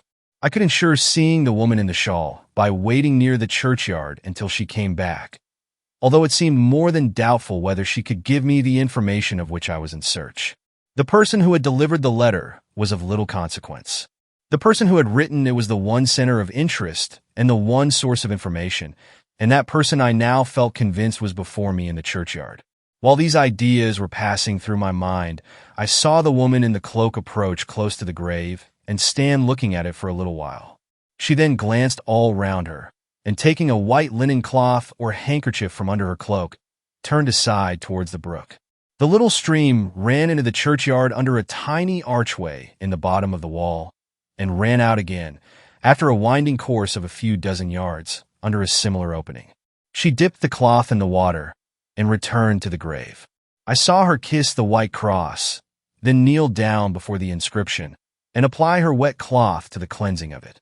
After considering how I could show myself with the least possible chance of frightening her, I resolved to cross the wall before me, to skirt round it outside, and to enter the churchyard again by the stile near the grave, in order that she might see me as I approached. She was so absorbed over her employment that she did not hear me coming until I had stepped over the stile. Then she looked up, started to her feet with a faint cry, and stood facing me in speechless and motionless terror. "Don't be frightened," I said. "Surely you remember me?" I stopped while I spoke, then advanced a few steps gently, then stopped again, and so approached by little and little till I was close to her. If there had been any doubt still left in my mind, it must have been now set at rest. There, speaking affrightedly for itself, there was the same face confronting me over Mrs. Fairley's grave which had first looked into mine on the high road by night. "You remember me?" I said. "We met very late, and I helped you to find the way to London. Surely you have not forgotten that." Her features relaxed, and she drew a heavy breath of relief. I saw the new life of recognition stirring slowly under the death-like stillness which fear had set on her face. "Don't attempt to speak to me just yet," I went on. "Take time to recover yourself. Take time to feel quite certain that I am a friend." "You are very kind to me," she murmured. "As kind now as you were then." She stopped, and I kept silence on my side. I was not granting time for composure to her only. I was gaining time also for myself. Under the wan, wild evening light, that woman and I were met together again. A grave between us, the dead about us, the lonesome hills closing us round on every side. The time, the place, the circumstances under which we now stood face to face in the evening stillness of that dreary valley, the lifelong interest which might hang suspended on the next chance words that passed between us, the sense that, for aught I knew to the contrary, the whole future of Laura Fairley's life might be determined, for good or for evil, by my winning or losing the confidence of the forlorn creature who stood trembling by her mother's grave, all threatened to shake the steadiness and the self-control on which every inch of the progress I might yet make now depended. I tried hard, as I felt this, to possess myself of all my resources. I did my utmost to turn the few moments for reflection to the best account. "Are you calmer now?" I said, as soon as I thought it time to speak again. "Can you talk to me without feeling frightened, and without forgetting that I am a friend?" "How did you come here?" she asked, without noticing what I had just said to her. "Don't you remember my telling you, when we last met, that I was going to Cumberland? I have been in Cumberland ever since. I have been staying all the time at Limeridge House." "At Limeridge House?" Her pale face brightened as she repeated the words, her wandering eyes fixed on me with a sudden interest. "Ah, how happy you must have been," she said, looking at me eagerly, without a shadow of its former distrust left in her expression. I took advantage of her newly aroused confidence in me to observe her face, with an attention and a curiosity which I had hitherto restrained myself from showing, for caution's sake. I looked at her, with my mind full of that other lovely face which had so ominously recalled her to my memory on the terrace by moonlight. I had seen in Catherick's likeness in Miss Fairley. I now saw Miss Fairley's likeness in Catherick. Saw it all the more clearly because the points of dissimilarity between the two were presented to me as well as the points of resemblance. In the general outline of the countenance and general proportion of the features, in the color of the hair, and in the little nervous uncertainty about the lips, in the height and size of the figure, and the carriage of the head and body, the likeness appeared even more startling than I had ever felt it to be yet. But there the resemblance ended, and the dissimilarity, in details, began. The delicate beauty of Miss Fairley's complexion, the transparent clearness of her eyes, the smooth purity of her skin, the tender bloom of color on her lips, were all missing from the worn, weary face that was now turned towards mine. Although I hated myself even for thinking such a thing, still, while I looked at the woman before me, the idea would force itself into my mind that one sad change, in the future, was all that was wanted to make the likeness complete, which I now saw to be so imperfect in detail. If ever sorrow and suffering set their profaning marks on the youth and beauty of Miss Fairley's face, then, and then only, in Catherick, and she would be the twin sisters of chance resemblance, the living reflections of one another. I shuddered at the thought. There was something horrible in the blind, unreasoning distrust of the future, which the mere passage of it through my mind seemed to imply. It was a welcome interruption to be roused by feeling and Catherick's hand laid on my shoulder. The touch was as stealthy and as sudden as that other touch which had petrified me from head to foot on the night when we first met. "You are looking at me, and you are thinking of something," she said, with her strange, breathless rapidity of utterance. "What is it?" "Nothing extraordinary," I answered. "I was only wondering how you came here. I came with a friend who is very good to me. I have only been here 2 days. And you found your way to this place yesterday? How do you know that?" "I only guessed it." She turned from me and knelt down before the inscription once more. "Where should I go if not here?" she said. "The friend who is better than a mother to me is the only friend I have to visit at Limmeridge. Oh, it makes my heart ache to see a stain on her tomb. It ought to be kept white as snow, for her sake. I was tempted to begin cleaning it yesterday, and I can't help coming back to go on with it today. Is there anything wrong in that? I hope not. Surely nothing can be wrong that I do for Mrs. Fairley's sake." The old, grateful sense of her benefactress's kindness was evidently the ruling idea still in the poor creature's mind, the narrow mind which had but too plainly opened to no other lasting impression since that first impression of her younger and happier days. I saw that my best chance of winning her confidence lay in encouraging her to proceed with the artless employment which she had come into the burial ground to pursue. She resumed it at once, on my telling her she might do so, touching the hard marble as tenderly as if it had been a sentient thing, and whispering the words of the inscription to herself over and over again, as if the lost days of her girlhood had returned, and she was patiently learning her lesson once more at Mrs. Fairley's knees. "Should you wonder very much," I said, preparing the way as cautiously as I could for the questions that were to come, "if I own that it is a satisfaction to me, as well as a surprise, to see you here? I felt very uneasy about you after you left me in the cab." She looked up quickly and suspiciously. "Uneasy," she repeated. "Why?" "A strange thing happened after we parted that night. 2 men overtook me in a chaise. They did not see where I was standing, but they stopped near me and spoke to a policeman on the other side of the way." She instantly suspended her employment. The hand holding the damp cloth with which she had been cleaning the inscription dropped to her side. The other hand grasped the marble cross at the head of the grave. Her face turned towards me slowly, with the blank look of terror set rigidly on it once more. I went on at all hazards. It was too late now to draw back. "The 2 men spoke to the policeman," I said, and asked him if he had seen you. He had not seen you. And then one of the men spoke again, and said you had escaped from his asylum. She sprang to her feet as if my last words had set the pursuers on her track. "Stop, and hear the end," I cried. "Stop, and you shall know how I befriended you. A word from me would have told the men which way you had gone, and I never spoke that word. I helped your escape. I made it safe and certain. Try to understand what I tell you. My manners seemed to influence her more than my words. She made an effort to grasp the new idea. Her hands shifted the damp cloth hesitatingly from one to the other, exactly as they had shifted the little traveling bag on the night when I first saw her. Slowly, the purpose of my words seemed to force its way through the confusion and agitation of her mind.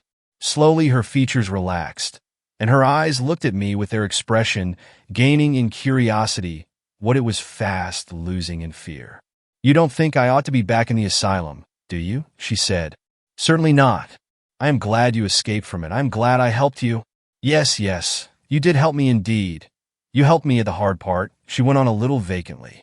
"It was easy to escape, or I should not have got away. They never suspected me as they suspected the others. I was so quiet and so obedient and so easily frightened. The finding London was the hard part, and there you helped me. Did I thank you at the time? I thank you now, very kindly. Was the asylum far from where you met me?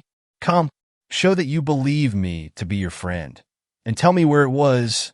She mentioned the place, a private asylum, as its situation informed me. A private asylum not very far from the spot where I had seen her. And then, with evident suspicion of the use to which I might put her answer, anxiously repeated her former inquiry. "You don't think I ought to be taken back, do you?" Once again, "I am glad you escaped. I am glad you prospered well after you left me," I answered. "You said you had a friend in London to go to. Did you find the friend?" "Yes. It was very late, but there was a girl up at needlework in the house, and she helped me to rouse Mrs. Clements. Mrs. Clements is my friend. A good, kind woman, but not like Mrs. Fairley." "Oh no, nobody is like Mrs. Fairley. Is Mrs. Clements an old friend of yours? Have you known her a long time?" "Yes, she was a neighbor of ours once at home in Hampshire, and liked me, and took care of me when I was a little girl. Years ago, when she went away from us, she wrote down in my prayer book for me where she was going to live in London, and she said, 'If you are ever in trouble, and come to me. I have no husband alive to say me nay, and no children to look after, and I will take care of you.' Kind words, were they not? I suppose I remember them, because they were kind. It's little enough I remember besides. Little enough. Had you no father or mother to take care of you?" "Father. I never saw him. I never heard mother speak of him." "Father? Ah, dear. He is dead, I suppose. And your mother?" "I don't get on well with her. We are a trouble and a fear to each other." "A trouble and a fear to each other." At those words the suspicion crossed my mind, for the first time, that her mother might be the person who had placed her under restraint. "Don't ask me about mother," she went on. "I'd rather talk of Mrs. Clements. Mrs. Clements is like you. She doesn't think that I ought to be back in the asylum, and she is as glad as you are that I escaped from it. She cried over my misfortune, and said it must be kept secret from everybody." Her misfortune? In what sense was she using that word? In a sense which might explain her motive in writing the anonymous letter? In a sense which might show it to be the too common and too customary motive that has led many a woman to interpose anonymous hindrances to the marriage of the man who has ruined her? I resolved to attempt the clearing up of this doubt before more words passed between us on either side. "What misfortune?" I asked. "The misfortune of my being shut up," she answered, with every appearance of feeling surprised at my question. What other misfortune could there be? I determined to persist, as delicately and forbearingly as possible. It was of very great importance that I should be absolutely sure of every step in the investigation which I now gained in advance. "There is another misfortune," I said, "to which a woman may be liable, and by which she may suffer lifelong sorrow and shame." "What is it?" she asked eagerly. "The misfortune of believing too innocently in her own virtue, and in the faith and honor of the man she loves," I answered. She looked up at me with the artless bewilderment of a child. Not the slightest confusion or change of color.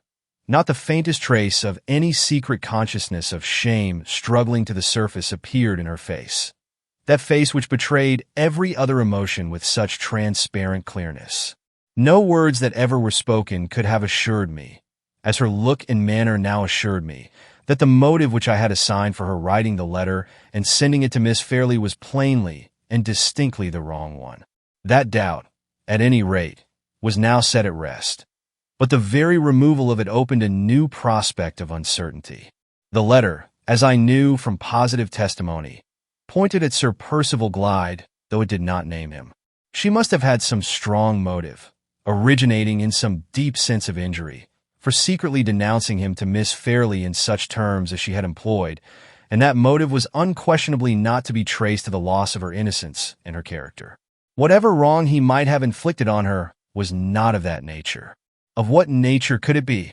I don't understand you, she said, after evidently trying hard, and trying in vain, to discover the meaning of the words I had last said to her. Never mind, I answered. Let us go on with what we were talking about. Tell me how long you stayed with Mrs. Clements in London, and how you came here. How long, she repeated. I stayed with Mrs. Clements till we both came to this place, 2 days ago. You were living in the village then? I said. It is strange I should not have heard of you, though you have only been here 2 days. No, not in the village. 3 miles away at a farm. Do you know the farm? They call it Todd's Corner. I remembered the place perfectly. We had often passed by it in our drives. It was one of the oldest farms in the neighborhood, situated in a solitary, sheltered spot, inland at the junction of 2 hills. They are relations of Mrs. Clements at Todd's Corner, she went on, and they had often asked her to go and see them.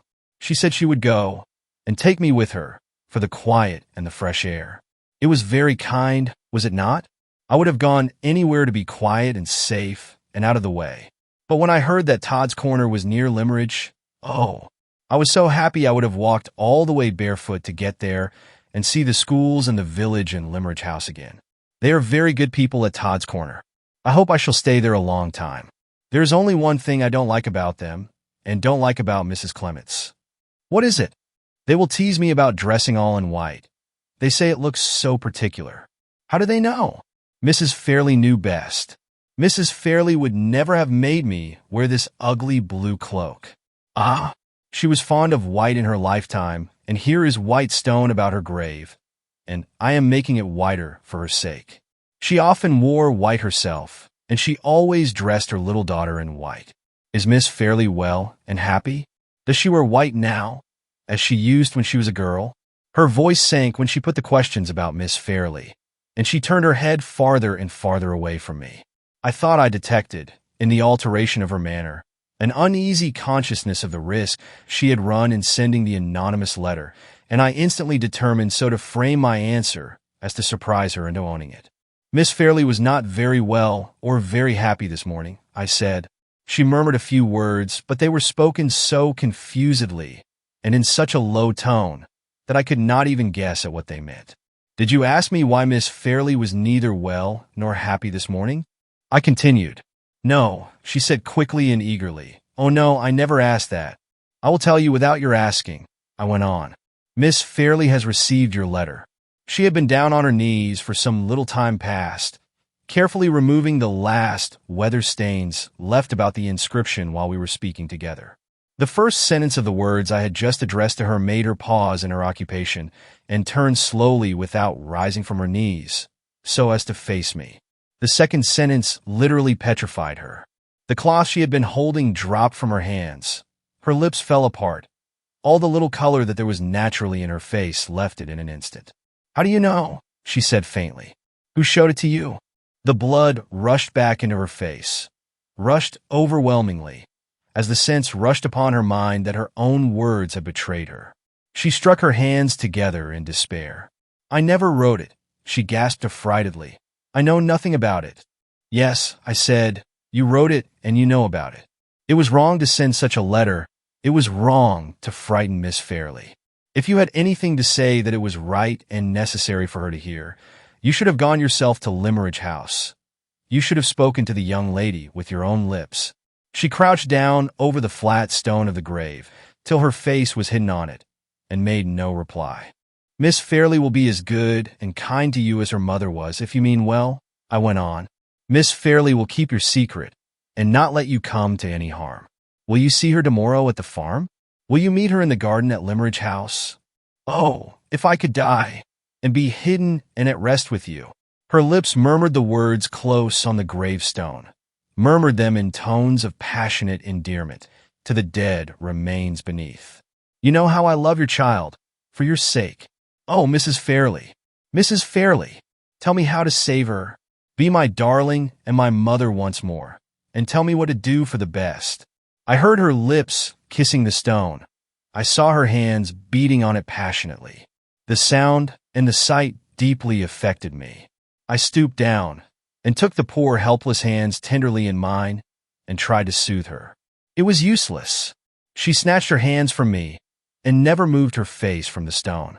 Seeing the urgent necessity of quieting her at any hazard and by any means, I appealed to the only anxiety that she appeared to feel in connection with me and with my opinion of her, the anxiety to convince me of her fitness to be mistress of her own actions. Come, come, I said gently. Try to compose yourself, or you will make me alter my opinion of you. Don't let me think that the person who put you in the asylum might have had some excuse. The next words died away on my lips. The instant I risked that chance reference to the person who had put her in the asylum, she sprang up on her knees. A most extraordinary and startling change passed over her. Her face, at all ordinary times so touching to look at, in its nervous sensitiveness, weakness, and uncertainty, became suddenly darkened by an expression of maniacally intense hatred and fear, which communicated a wild, unnatural force to every feature. Her eyes dilated in the dim evening light, like the eyes of a wild animal.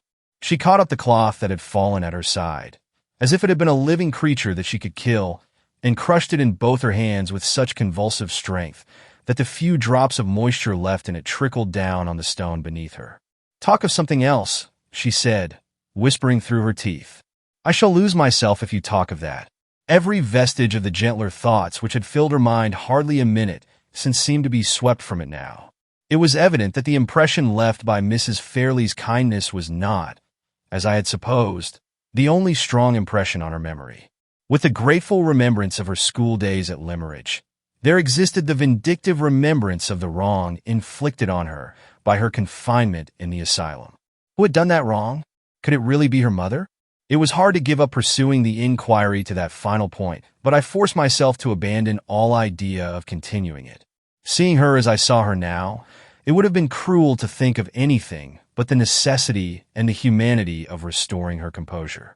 I will talk of nothing to distress you, I said soothingly. You want something, she answered sharply and suspiciously. Don't look at me like that. Speak to me. Tell me what you want. I only want you to quiet yourself. And when you are calmer, to think over what I have said. Said? She paused, twisted the cloth in her hands, backwards and forwards, and whispered to herself, What is it he said? She turned again towards me and shook her head impatiently. Why don't you help me? She asked with angry suddenness. Yes, yes, I said, I will help you, and you will soon remember. I ask you to see Miss Fairley tomorrow and to tell her the truth about the letter. Ah, Miss Fairley, Fairley. The mere utterance of the loved familiar name seemed to quiet her. Her face softened and grew like itself again. You need have no fear of Miss Fairley, I continued, and no fear of getting into trouble through the letter.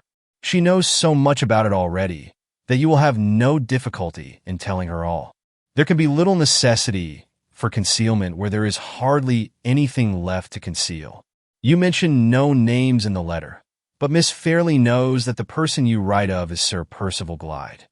The instant I pronounced that name, she started to her feet, and a scream burst from her that rang through the churchyard, and made my heart leap in me with the terror of it. The dark deformity of the expression which had just left her face lowered on it once more, with doubled and trebled intensity. The shriek at the name, the reiterated look of hatred and fear that instantly followed, told all. Not even a last doubt now remained. Her mother was guiltless of imprisoning her in the asylum. A man had shut her up, and that man was Sir Percival Glyde. The scream had reached other ears than mine. On one side, I heard the door of the sexton's cottage open. On the other, I heard the voice of her companion, the woman in the shawl, the woman whom she had spoken of as Mrs. Clements. I'm coming, cried the voice from behind the clump of dwarf trees. In a moment more, Mrs. Clements hurried into view. Who are you? She cried, facing me resolutely as she set her foot on the stile. "How dare you frighten the poor helpless woman like that?" She was at and Catherick's side, and had put one arm around her before I could answer. "What is it, my dear?" she said. "What has he done to you?" "Nothing," the poor creature answered. "Nothing. I'm only frightened." Mrs. Clements turned on me with a fearless indignation, for which I respected her. "I should be heartily ashamed of myself if I deserved that angry look," I said. "But I do not deserve it. I have unfortunately startled her without intending it. This is not the first time she has seen me. Ask her yourself, and she will tell you that I am incapable of willingly harming her or any woman." I spoke distinctly, so that Catherick might hear and understand me, and I saw that the words and their meaning had reached her. "Yes, yes," she said, "he was good to me once. He helped me." She whispered the rest in her friend's ear. "Strange indeed," said Mrs. Clements, with a look of perplexity. "It makes all the difference, though. I'm sorry I spoke so rough to you, sir, but you must own that appearances look suspicious to a stranger. It's more my fault than yours for humoring her whims and letting her be alone in such a place as this. Come, my dear, come home now." I thought the good woman looked a little uneasy at the prospect of the walk back, and I offered to go with them until they were both within sight of home. Mrs. Clements thanked me civilly and declined. She said they were sure to meet some of the farm laborers as soon as they got to the moor. "Try to forgive me," I said, when Catherick took her friend's arm to go away. Innocent as I had been of any intention to terrify and agitate her, my heart smote me as I looked at the poor, pale, frightened face. "I will try," she answered, "but you know too much. I'm afraid you'll always frighten me now." Mrs. Clements glanced at me and shook her head pityingly. "Good night, sir," she said. "You couldn't help it, I know, but I wish it was me you had frightened and not her." They moved away a few steps. I thought they had left me, but suddenly stopped and separated herself from her friend. "Wait a little," she said. "I must say goodbye." She returned to the grave, rested both hands tenderly on the marble cross, and kissed it. "I'm better now," she sighed, looking up at me quietly. "I forgive you." She joined her companion again, and they left the burial ground. I saw them stop near the church and speak to the sexton's wife, who had come from the cottage and had waited, watching us from a distance. Then they went on again up the path that led to the moor. I looked after Catherick as she disappeared, till all trace of her had faded in the twilight, looked as anxiously and sorrowfully as if that was the last I was to see in this weary world of the woman in white. Half an hour later I was back at the house, and was informing Miss Holcomb of all that had happened. She listened to me from beginning to end with a steady, silent attention, which, in a woman of her temperament and disposition, was the strongest proof that could be offered of the serious manner in which my narrative affected her. "My mind misgives me," was all she said when I had done. "My mind misgives me sadly about the future." "The future may depend," I suggested, "on the use we make of the present. It is not improbable that Catherick may speak more readily and unreservedly to a woman than she has spoken to me. If Miss Fairley—" "Not to be thought of for a moment," interposed Miss Holcomb, in her most decided manner. "Let me suggest, then," I continued, "that you should see Catherick yourself, and do all you can to win her confidence. For my own part, I shrink from the idea of alarming the poor creature a second time, as I have most unhappily alarmed her already. Do you see any objection to accompanying me to the farmhouse tomorrow?" "None whatever. I will go anywhere and do anything to serve Laura's interests." "What did you say the place was called?" "You must know it well. It is called Todd's Corner." "Certainly. Todd's Corner is one of Mr. Fairley's farms. Our dairymaid here is the farmer's second daughter. She goes backwards and forwards constantly between this house and her father's farm, and she may have heard or seen something which it may be useful to us to know. Shall I ascertain at once if the girl is downstairs?" She rang the bell and sent the servant with his message. He returned and announced that the dairymaid was then at the farm. She had not been there for the last 3 days, and the housekeeper had given her leave to go home for an hour or two that evening. "I can speak to her tomorrow," said Miss Holcomb, when the servant had left the room again. "In the meantime, let me thoroughly understand the object to be gained by my interview with Catherick." Is there no doubt in your mind that the person who confined her in the asylum was Sir Percival Glyde? There is not the shadow of a doubt. The only mystery that remains is the mystery of his motive. Looking to the great difference between his station in life and hers, which seems to preclude all idea of the most distant relationship between them, it is of the last importance, even assuming that she really required to be placed under restraint, to know why he should have been the person to assume the serious responsibility of shutting her up. In a private asylum, I think you said? Yes, in a private asylum, where a sum of money, which no poor person could afford to give, must have been paid for her maintenance as a patient. I see where the doubt lies, Mr. Hartright, and I promise you that it shall be set at rest, whether in Catherick assists us tomorrow or not. Sir Percival Glyde shall not be long in this house without satisfying Mr. Gilmore and satisfying me. My sister's future is my dearest care in life, and I have influence enough over her to give me some power, where her marriage is concerned, in the disposal of it. We parted for the night. After breakfast the next morning, an obstacle, which the events of the evening before had put out of my memory, interposed to prevent our proceeding immediately to the farm. This was my last day at Limeridge House, and it was necessary, as soon as the post came in, to follow Miss Holcombe's advice, and to ask Mr. Fairley's permission to shorten my engagement by a month, in consideration of an unforeseen necessity for my return to London. Fortunately for the probability of this excuse, so far as appearances were concerned, the post brought me 2 letters from London friends that morning.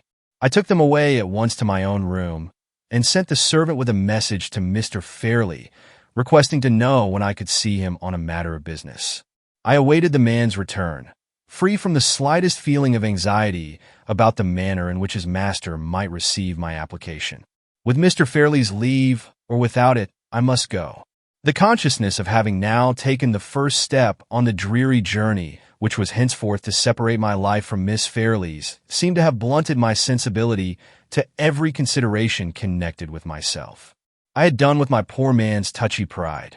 I had done with all my little artist vanities. No insolence of Mr. Fairley's, if he chose to be insolent, could wound me now. The servant returned with a message for which I was not unprepared. Mr. Fairley regretted that the state of his health, on that particular morning, was such as to preclude all hope of his having the pleasure of receiving me. He begged, therefore, that I would accept his apologies and kindly communicate what I had to say in the form of a letter.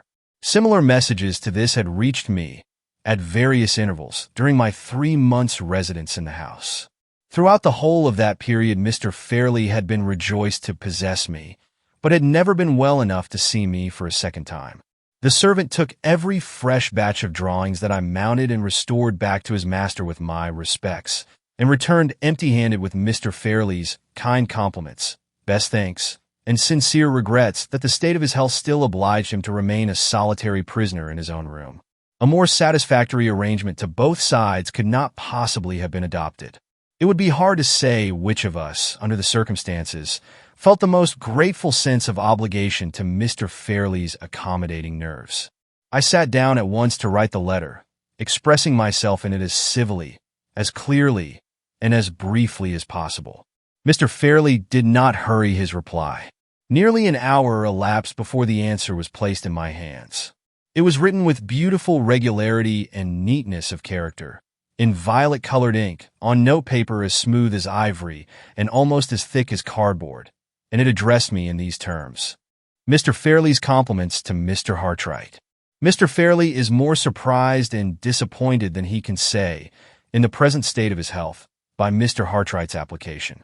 Mr. Fairley is not a man of business, but he has consulted his steward, who is, and that person confirms Mr. Fairley's opinion that Mr. Hartright's request to be allowed to break his engagement cannot be justified by any necessity whatever, excepting perhaps a case of life and death.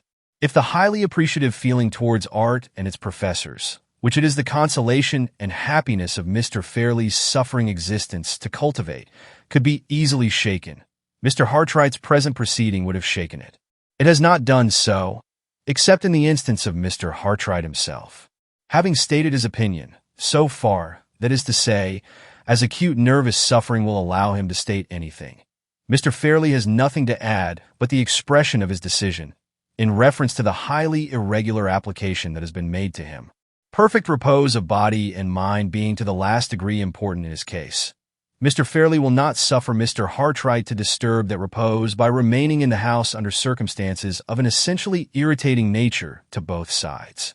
Accordingly, Mr. Fairley waives his right of refusal, purely with a view to the preservation of his own tranquility, and informs Mr. Hartright that he may go. I folded the letter up and put it away with my other papers. The time had been when I should have resented it as an insult. I accepted it now as a written release from my engagement. It was off my mind, it was almost out of my memory when I went downstairs to the breakfast room and informed Miss Holcomb that I was ready to walk with her to the farm. "Has Mr. Fairley given you a satisfactory answer?" she asked as we left the house. "He has allowed me to go, Miss Holcomb." She looked up at me quickly, and then, for the first time since I had known her, took my arm of her own accord. No words could have expressed so delicately that she understood how the permission to leave my employment had been granted, and that she gave me her sympathy, not as my superior, but as my friend. I had not felt the man's insolent letter, but I felt deeply the woman's atoning kindness. On our way to the farm, we arranged that Miss Holcomb was to enter the house alone, and that I was to wait outside within call. We adopted this mode of proceeding from an apprehension that my presence, after what had happened in the churchyard the evening before, might have the effect of renewing Aunt Catherick's nervous dread, and of rendering her additionally distrustful of the advances of a lady who was a stranger to her. Miss Holcomb left me, with the intention of speaking, in the first instance, to the farmer's wife, of whose friendly readiness to help her in any way she was well assured, while I waited for her in the near neighborhood of the house. I had fully expected to be left alone for some time. To my surprise, however, little more than 5 minutes had elapsed before Miss Holcomb returned. "Does Aunt Catherick refuse to see you?" I asked in astonishment. "Aunt Catherick is gone," replied Miss Holcomb. "Gone?" "Gone with Mrs. Clements. They both left the farm at 8 o'clock this morning." I could say nothing. I could only feel that our last chance of discovery had gone with them. "All that Mrs. Todd knows about her guests, I know," Miss Holcomb went on, "and it leaves me, as it leaves her, in the dark. They both came back safe last night, after they left you, and they passed the first part of the evening with Mr. Todd's family as usual. Just before supper time, however, Aunt Catherick startled them all by being suddenly seized with faintness. She had had a similar attack, of a less alarming kind, on the day she arrived at the farm, and Mrs. Todd had connected it, on that occasion, with something she was reading at the time in our local newspaper, which lay on the farm table, and which she had taken up only a minute or two before. "Does Mrs. Todd know what particular passage in the newspaper affected her in that way?" I inquired. "No," replied Miss Holcomb. She had looked it over, and had seen nothing in it to agitate anyone. I asked leave, however, to look it over in my turn, and at the very first page I opened I found that the editor had enriched his small stock of news by drawing upon our family affairs, and had published my sister's marriage engagement, among his other announcements, copied from the London papers, of marriages in high life. I concluded at once that this was the paragraph which had so strangely affected Aunt Catherick, and I thought I saw in it, also, the origin of the letter which she sent to our house the next day. There can be no doubt in either case. "But what did you hear about her second attack of faintness yesterday evening?" "Nothing. The cause of it is a complete mystery. There was no stranger in the room. The only visitor was our dairymaid, who, as I told you, is one of Mr. Todd's daughters, and the only conversation was the usual gossip about local affairs. They heard her cry out, and saw her turn deadly pale, without the slightest apparent reason. Mrs. Todd and Mrs. Clements took her upstairs, and Mrs. Clements remained with her. They were heard talking together until long after the usual bedtime, and early this morning Mrs. Clements took Mrs. Todd aside and amazed her beyond all power of expression by saying that they must go. The only explanation Mrs. Todd could extract from her guest was that something had happened, which was not the fault of anyone at the farmhouse, but which was serious enough to make Aunt Catherick resolve to leave Limmeridge immediately. It was quite useless to press Mrs. Clements to be more explicit. She only shook her head and said that, for Anne's sake, she must beg and pray that no one would question her. All she could repeat, with every appearance of being seriously agitated herself, was that Anne must go, that she must go with her, and that the destination to which they might both betake themselves must be kept a secret from everybody. I spare you the recital of Mrs. Todd's hospitable remonstrances and refusals. It ended in her driving them both to the nearest station more than 3 hours since.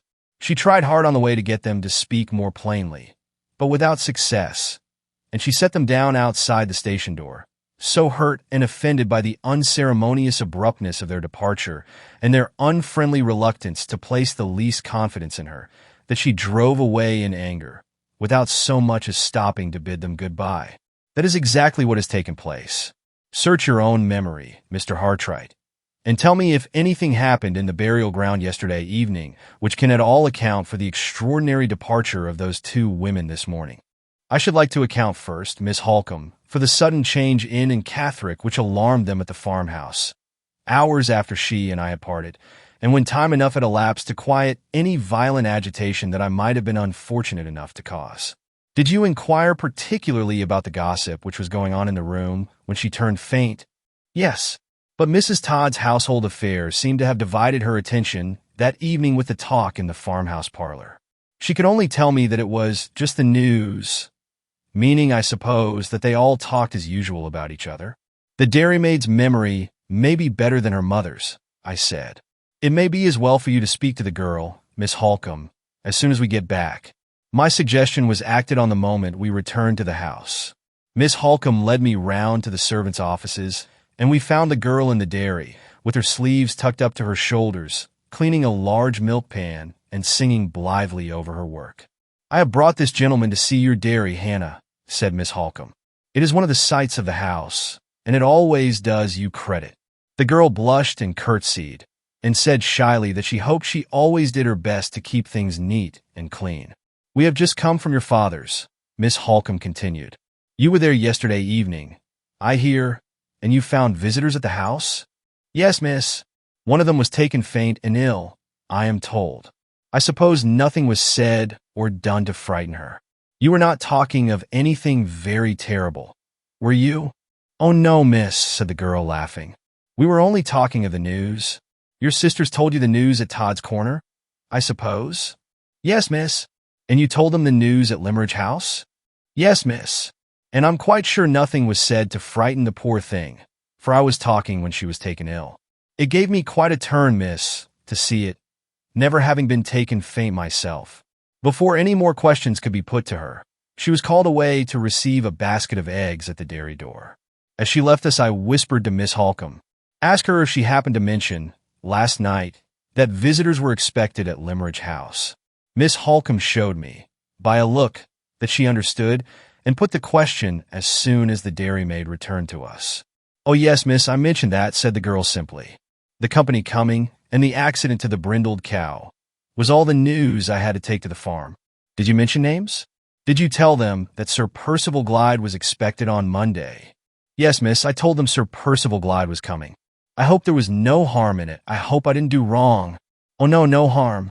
Come, Mr. Hartright, Hannah will begin to think us in the way if we interrupt her any longer over her work." We stopped and looked at one another the moment we were alone again. "Is there any doubt in your mind now, Miss Holcomb?"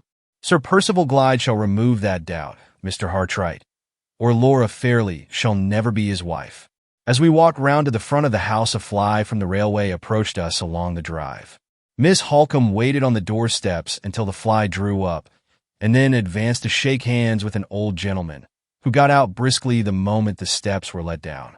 Mr. Gilmore had arrived. I looked at him, when we were introduced to each other, with an interest and a curiosity which I could hardly conceal. This old man was to remain at Limmeridge House after I had left it. He was to hear Sir Percival Glyde's explanation, and was to give Miss Holcomb the assistance of his experience in forming her judgment.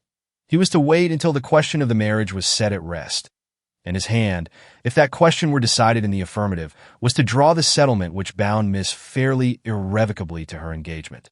Even then, when I knew nothing by comparison with what I know now, I looked at the family lawyer with an interest which I had never felt before in the presence of any man breathing who was a total stranger to me. In external appearance, Mr. Gilmore was the exact opposite of the conventional idea of an old lawyer. His complexion was florid. His white hair was worn rather long and kept carefully brushed. His black coat, waistcoat, and trousers fitted him with perfect neatness. His white cravat was carefully tied, and his lavender-colored kid gloves might have adorned the hands of a fashionable clergyman, without fear and without reproach. His manners were pleasantly marked by the formal grace and refinement of the old school of politeness, quickened by the invigorating sharpness and readiness of a man whose business in life obliges him always to keep his faculties in good working order. A sanguine constitution and fair prospects to begin with, a long subsequent career of creditable and comfortable prosperity, a cheerful, diligent, widely respected old age. Such were the general impressions I derived from my introduction to Mr. Gilmore, and it is but fair to him to add that the knowledge I gained by later and better experience only tended to confirm them. I left the old gentleman and Miss Holcomb to enter the house together, and to talk of family matters undisturbed by the restraint of a stranger's presence. They crossed the hall on their way to the drawing-room, and I descended the steps again to wander about the garden alone. My hours were numbered at Limmeridge House. My departure the next morning was irrevocably settled. My share in the investigation which the anonymous letter had rendered necessary was at an end. No harm could be done to anyone but myself if I let my heart loose again, for the little time that was left me, from the cold cruelty of restraint which necessity had forced me to inflict upon it, and took my farewell of the scenes which were associated with the brief dream time of my happiness and my love. I turned instinctively to the walk beneath my study window, where I had seen her the evening before with her little dog, and followed the path which her dear feet had trodden so often, till I came to the wicket gate that led into her rose garden. The winter bareness spread drearily over it now. The flowers that she had taught me to distinguish by their names, the flowers that I had taught her to paint from, were gone, and the tiny white paths that led between the beds were damp and green already. I went on to the avenue of trees, where we had breathed together the warm fragrance of August evenings, where we had admired together the myriad combinations of shade and sunlight that dappled the ground at our feet. The leaves fell about me from the groaning branches, and the earthy decay in the atmosphere chilled me to the bones. A little farther on, and I was out of the grounds, and following the lane that wound gently upward to the nearest hills. The old felled tree by the wayside, on which we had sat to rest, was sodden with rain, and the tuft of ferns and grasses which I had drawn for her, nestling under the rough stone wall in front of us, had turned to a pool of water, stagnating round an island of draggled weeds. I gained the summit of the hill, and looked at the view which we had so often admired in the happier time. It was cold and barren. It was no longer the view that I remembered. The sunshine of her presence was far from me. The charm of her voice no longer murmured in my ear. She had talked to me, on the spot from which I now looked down, of her father, who was her last surviving parent, had told me how fond of each other they had been, and how sadly she missed him still when she entered certain rooms in the house, and when she took up forgotten occupations and amusements with which he had been associated. Was the view that I had seen, while listening to those words, the view that I saw now standing on the hilltop by myself? I turned and left it. I wound my way back again, over the moor and round the sandhills, down to the beach. There was the white rage of the surf, and the multitudinous glory of the leaping waves. But where was the place on which she had once drawn idle figures with her parasol in the sand? The place where we had sat together, while she talked to me about myself and my home, while she asked me a woman's minutely observant questions about my mother and my sister, and innocently wondered whether I should ever leave my lonely chambers and have a wife and a house of my own? Wind and wave had long since smoothed out the trace of her which she had left in those marks on the sand. I looked over the wide monotony of the seaside prospect, and the place in which we two had idled away the sunny hours was as lost to me as if I had never known it, as strange to me as if I stood already on a foreign shore. The empty silence of the beach struck cold to my heart. I returned to the house and the garden, where traces were left to speak of her at every turn.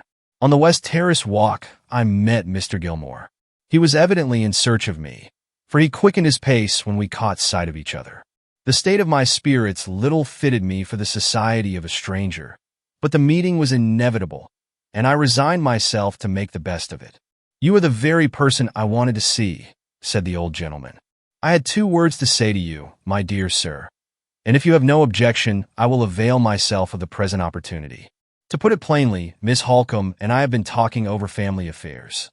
Affairs which are the cause of my being here. And in the course of our conversation, she was naturally led to tell me of this unpleasant matter connected with the anonymous letter, and of the share which you have most creditably and properly taken in the proceedings so far. That share, I quite understand, gives you an interest which you might not otherwise have felt, in knowing that the future management of the investigation which you have begun will be placed in safe hands. My dear sir, make yourself quite easy on that point. It will be placed in my hands. You are in every way, Mr. Gilmore, much fitter to advise and to act in the matter than I am. Is it an indiscretion on my part to ask if you have decided yet on a course of proceeding? So far as it is possible to decide, Mr. Hartright, I have decided. I mean to send a copy of the letter, accompanied by a statement of the circumstances, to Sir Percival Glyde's solicitor in London, with whom I have some acquaintance.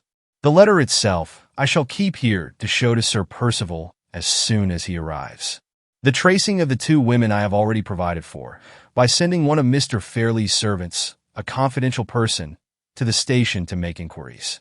The man has his money and his directions, and he will follow the women in the event of his finding any clue. This is all that can be done until Sir Percival comes on Monday. I have no doubt myself that every explanation which can be expected from a gentleman and a man of honor, he will readily give. Sir Percival stands very high, sir, an eminent position, a reputation above suspicion. I feel quite easy about results, quite easy, I am rejoiced to assure you. Things of this sort happen constantly in my experience. Anonymous letters, unfortunate woman, sad state of society. I don't deny that there are peculiar complications in this case, but the case itself is, most unhappily, common. I am afraid, Mr. Gilmore, I have the misfortune to differ from you in the view I take of the case. Just so, my dear sir, just so. I am an old man, and I take the practical view. You are a young man, and you take the romantic view. Let us not dispute about our views. I live professionally in an atmosphere of disputation, Mr. Hartright, and I am only too glad to escape from it, as I am escaping here. We will wait for events. Yes. We will wait for events. Charming place this. Good shooting? Probably not. None of Mr. Fairley's land is preserved, I think. Charming place, though, and delightful people. You draw and paint, I hear, Mr. Hartright. Enviable accomplishment. What style? We dropped in a general conversation, or rather Mr. Gilmore talked and I listened. My attention was far from him, and from the topics on which he discoursed so fluently. The solitary walk of the last 2 hours had wrought its effect on me. It had set the idea in my mind of hastening my departure from Limmeridge House. Why should I prolong the hard trial of saying farewell by one unnecessary minute?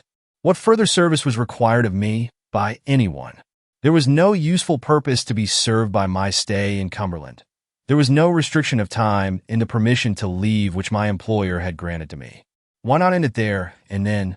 I determined to end it. There were some hours of daylight still left. There was no reason why my journey back to London should not begin on that afternoon. I made the first civil excuse that occurred to me for leaving Mr. Gilmore, and returned at once to the house. On my way up to my own room, I met Miss Holcomb on the stairs.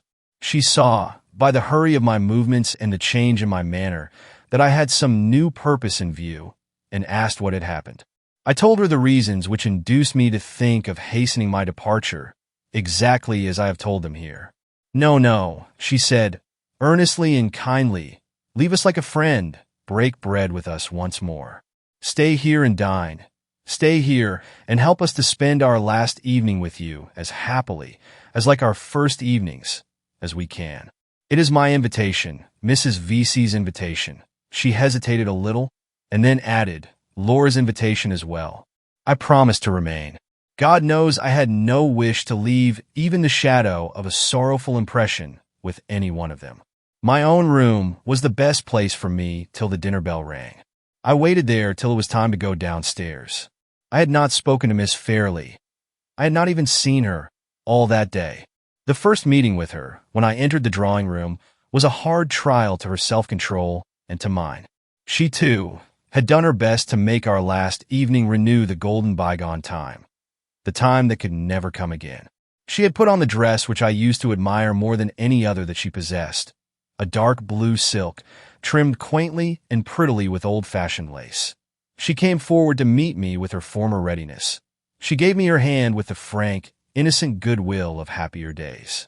The cold fingers that trembled round mine, the pale cheeks with a bright red spot burning in the midst of them, the faint smile that struggled to live on her lips and died away from them while I looked at it, told me at what sacrifice of herself her outward composure was maintained. My heart could take her no closer to me, or I should have loved her then as I had never loved her yet. Mr. Gilmore was a great assistance to us. He was in high good humor, and he led the conversation with unflagging spirit.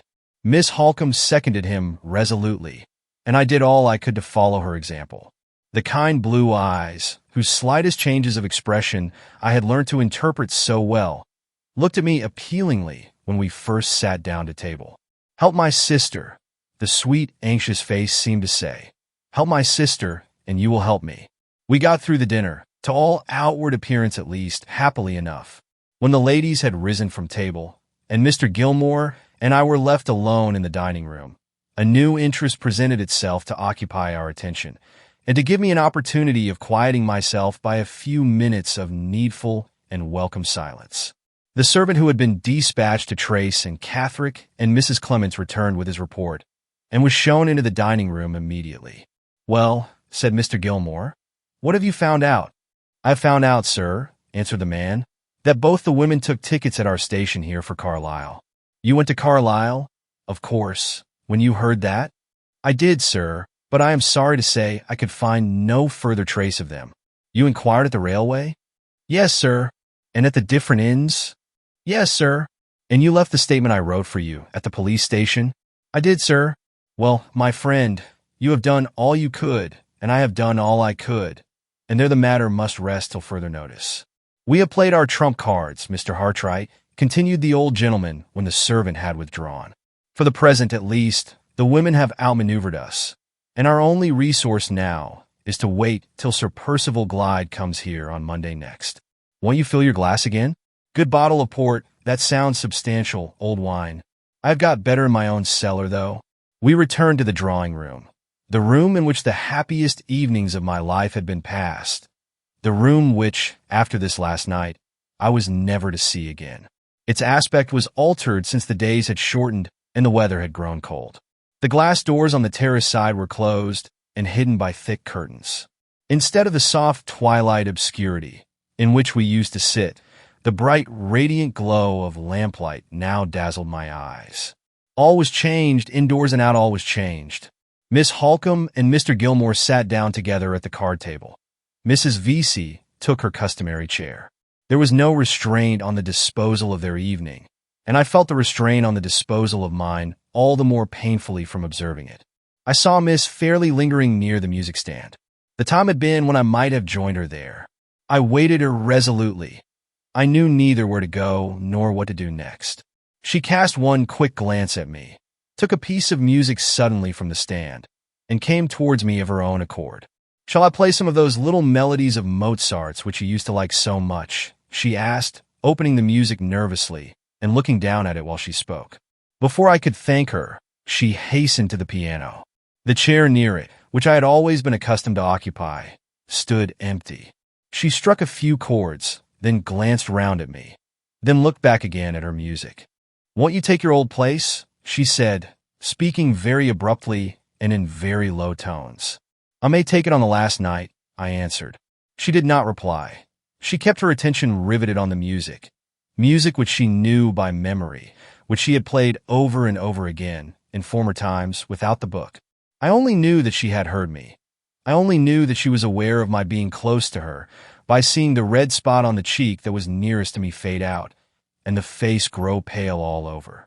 "I am very sorry you are going," she said, her voice almost sinking to a whisper, her eyes looking more and more intently at the music, her fingers flying over the keys of the piano with a strange, feverish energy which I had never noticed in her before. "I shall remember those kind words, Miss Fairley, long after tomorrow has come and gone." The paleness grew whiter on her face, and she turned it farther away from me. Don't speak of tomorrow, she said. Let the music speak to us of tonight, in a happier language than ours. Her lips trembled. A faint sigh fluttered from them, which she tried vainly to suppress. Her fingers wavered on the piano. She struck a false note, confused herself in trying to set it right, and dropped her hands angrily on her lap. Miss Holcomb and Mr. Gilmore looked up in astonishment from the card table at which they were playing. Even Mrs. Vesey, dozing in her chair, woke at the sudden cessation of the music and inquired what had happened. "You play at whist, Mr. Hartright?" asked Miss Holcomb, with her eyes directed significantly at the place I occupied. I knew what she meant. I knew she was right, and I rose at once to go to the card table. As I left the piano, Miss Fairley turned a page of the music and touched the keys again with a surer hand. "I will play it," she said, striking the notes almost passionately. "I will play it on the last night." "Come, Mrs. Vesey," said Miss Holcomb. "Mr. Gilmore and I are tired of écarté. Come and be Mr. Hartright's partner at whist." The old lawyer smiled satirically. His had been the winning hand, and he had just turned up a king. He evidently attributed Miss Holcomb's abrupt change in the card table arrangements to a lady's inability to play the losing game. The rest of the evening passed without a word or a look from her. She kept her place at the piano, and I kept mine at the card table. She played unintermittingly, played as if the music was her only refuge from herself. Sometimes her fingers touched the notes with a lingering fondness, a soft, plaintive, dying tenderness, unutterably beautiful and mournful to hear. Sometimes they faltered and failed her, or hurried over the instrument mechanically, as if their task was a burden to them. But still, change and waver as they might in the expression they imparted to the music, their resolution to play never faltered. She only rose from the piano when we all rose to say good night. Mrs. Vesey was the nearest to the door, and the first to shake hands with me. "I shall not see you again, Mr. Hartright," said the old lady. "I am truly sorry you are going away. You have been very kind and attentive, and an old woman like me feels kindness and attention. I wish you happy, sir. I wish you a kind goodbye." Mr. Gilmore came next. "I hope we shall have a future opportunity of bettering our acquaintance, Mr. Hartright. You quite understand about that little matter of business being safe in my hands?" "Yes, yes, of course. Bless me, how cold it is. Don't let me keep you at the door. Bon voyage, my dear sir. Bon voyage, as the French say." Miss Holcomb followed. "7:30 tomorrow morning," she said, then added in a whisper, "I have heard and seen more than you think. Your conduct tonight has made me your friend for life." Miss Fairley came last. I could not trust myself to look at her when I took her hand, and when I thought of the next morning. "My departure must be a very early one," I said. "I shall be gone, Miss Fairley, before you." "No, no," she interposed hastily. "Not before I am out of my room. I shall be down to breakfast with Marian. I am not so ungrateful, not so forgetful of the past 3 months." Her voice failed her. Her hand closed gently round mine, then dropped it suddenly. Before I could say good night, she was gone. The end comes fast to meet me, comes inevitably, as the light of the last morning came at Limmeridge House. It was barely 7:30 when I went downstairs, but I found them both at the breakfast table waiting for me. In the chill air, in the dim light, in the gloomy morning silence of the house, we three sat down together and tried to eat, tried to talk. The struggle to preserve appearances was hopeless and useless, and I rose to end it. As I held out my hand, as Miss Holcomb, who was nearest to me, took it, Miss Fairley turned away suddenly and hurried from the room. "Better so," said Miss Holcomb, when the door had closed. "Better so, for you and for her." I waited a moment before I could speak. It was hard to lose her, without a parting word or a parting look. I controlled myself. I tried to take leave of Miss Holcomb in fitting terms, but all the farewell words I would fain have spoken dwindled to one sentence. "Have I deserved that you should write to me?" was all I could say. "You have nobly deserved everything that I can do for you, as long as we both live. Whatever the end is, you shall know it. And if I can ever be of help again, at any future time, long after the memory of my presumption and my folly is forgotten." I could add no more. My voice faltered, my eyes moistened in spite of me. She caught me by both hands.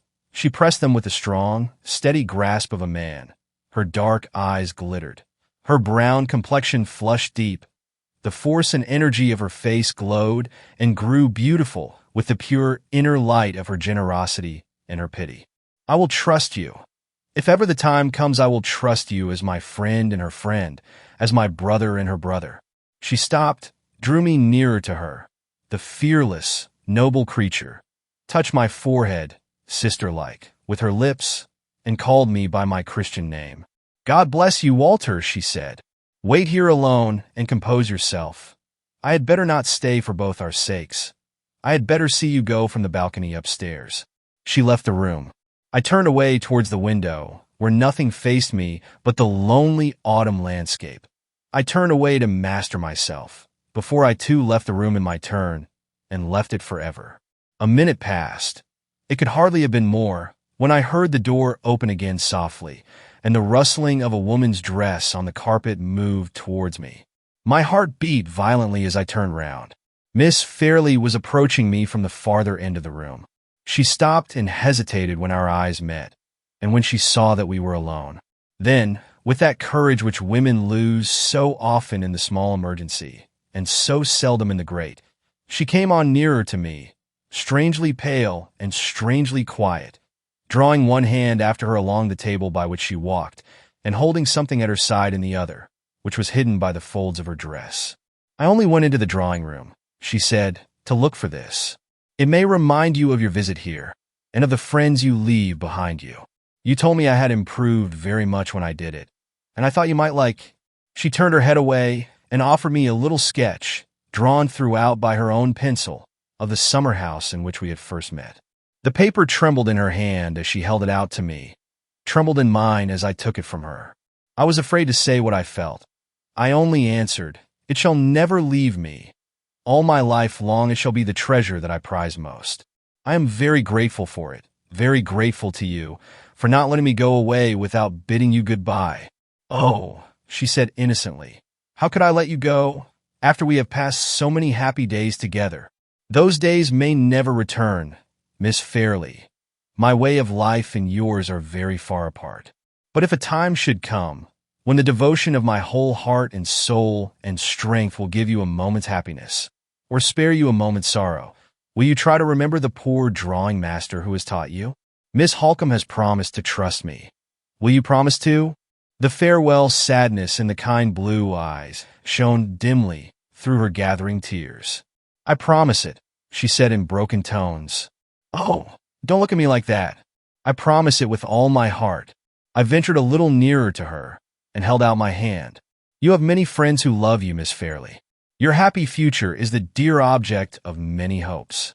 May I say, at parting, that it is the dear object of my hopes too?" The tears flowed fast down her cheeks. She rested one trembling hand on the table to steady herself while she gave me the other. I took it in mine. I held it fast. My head drooped over it. My tears fell on it. My lips pressed it. Not in love. Oh, not in love at that last moment, but in the agony and the self-abandonment of despair. "For God's sake, leave me," she said faintly. The confession of her heart's secret burst from her in those pleading words. I had no right to hear them, no right to answer them. They were the words that banished me, in the name of her sacred weakness, from the room. It was all over. I dropped her hand. I said no more.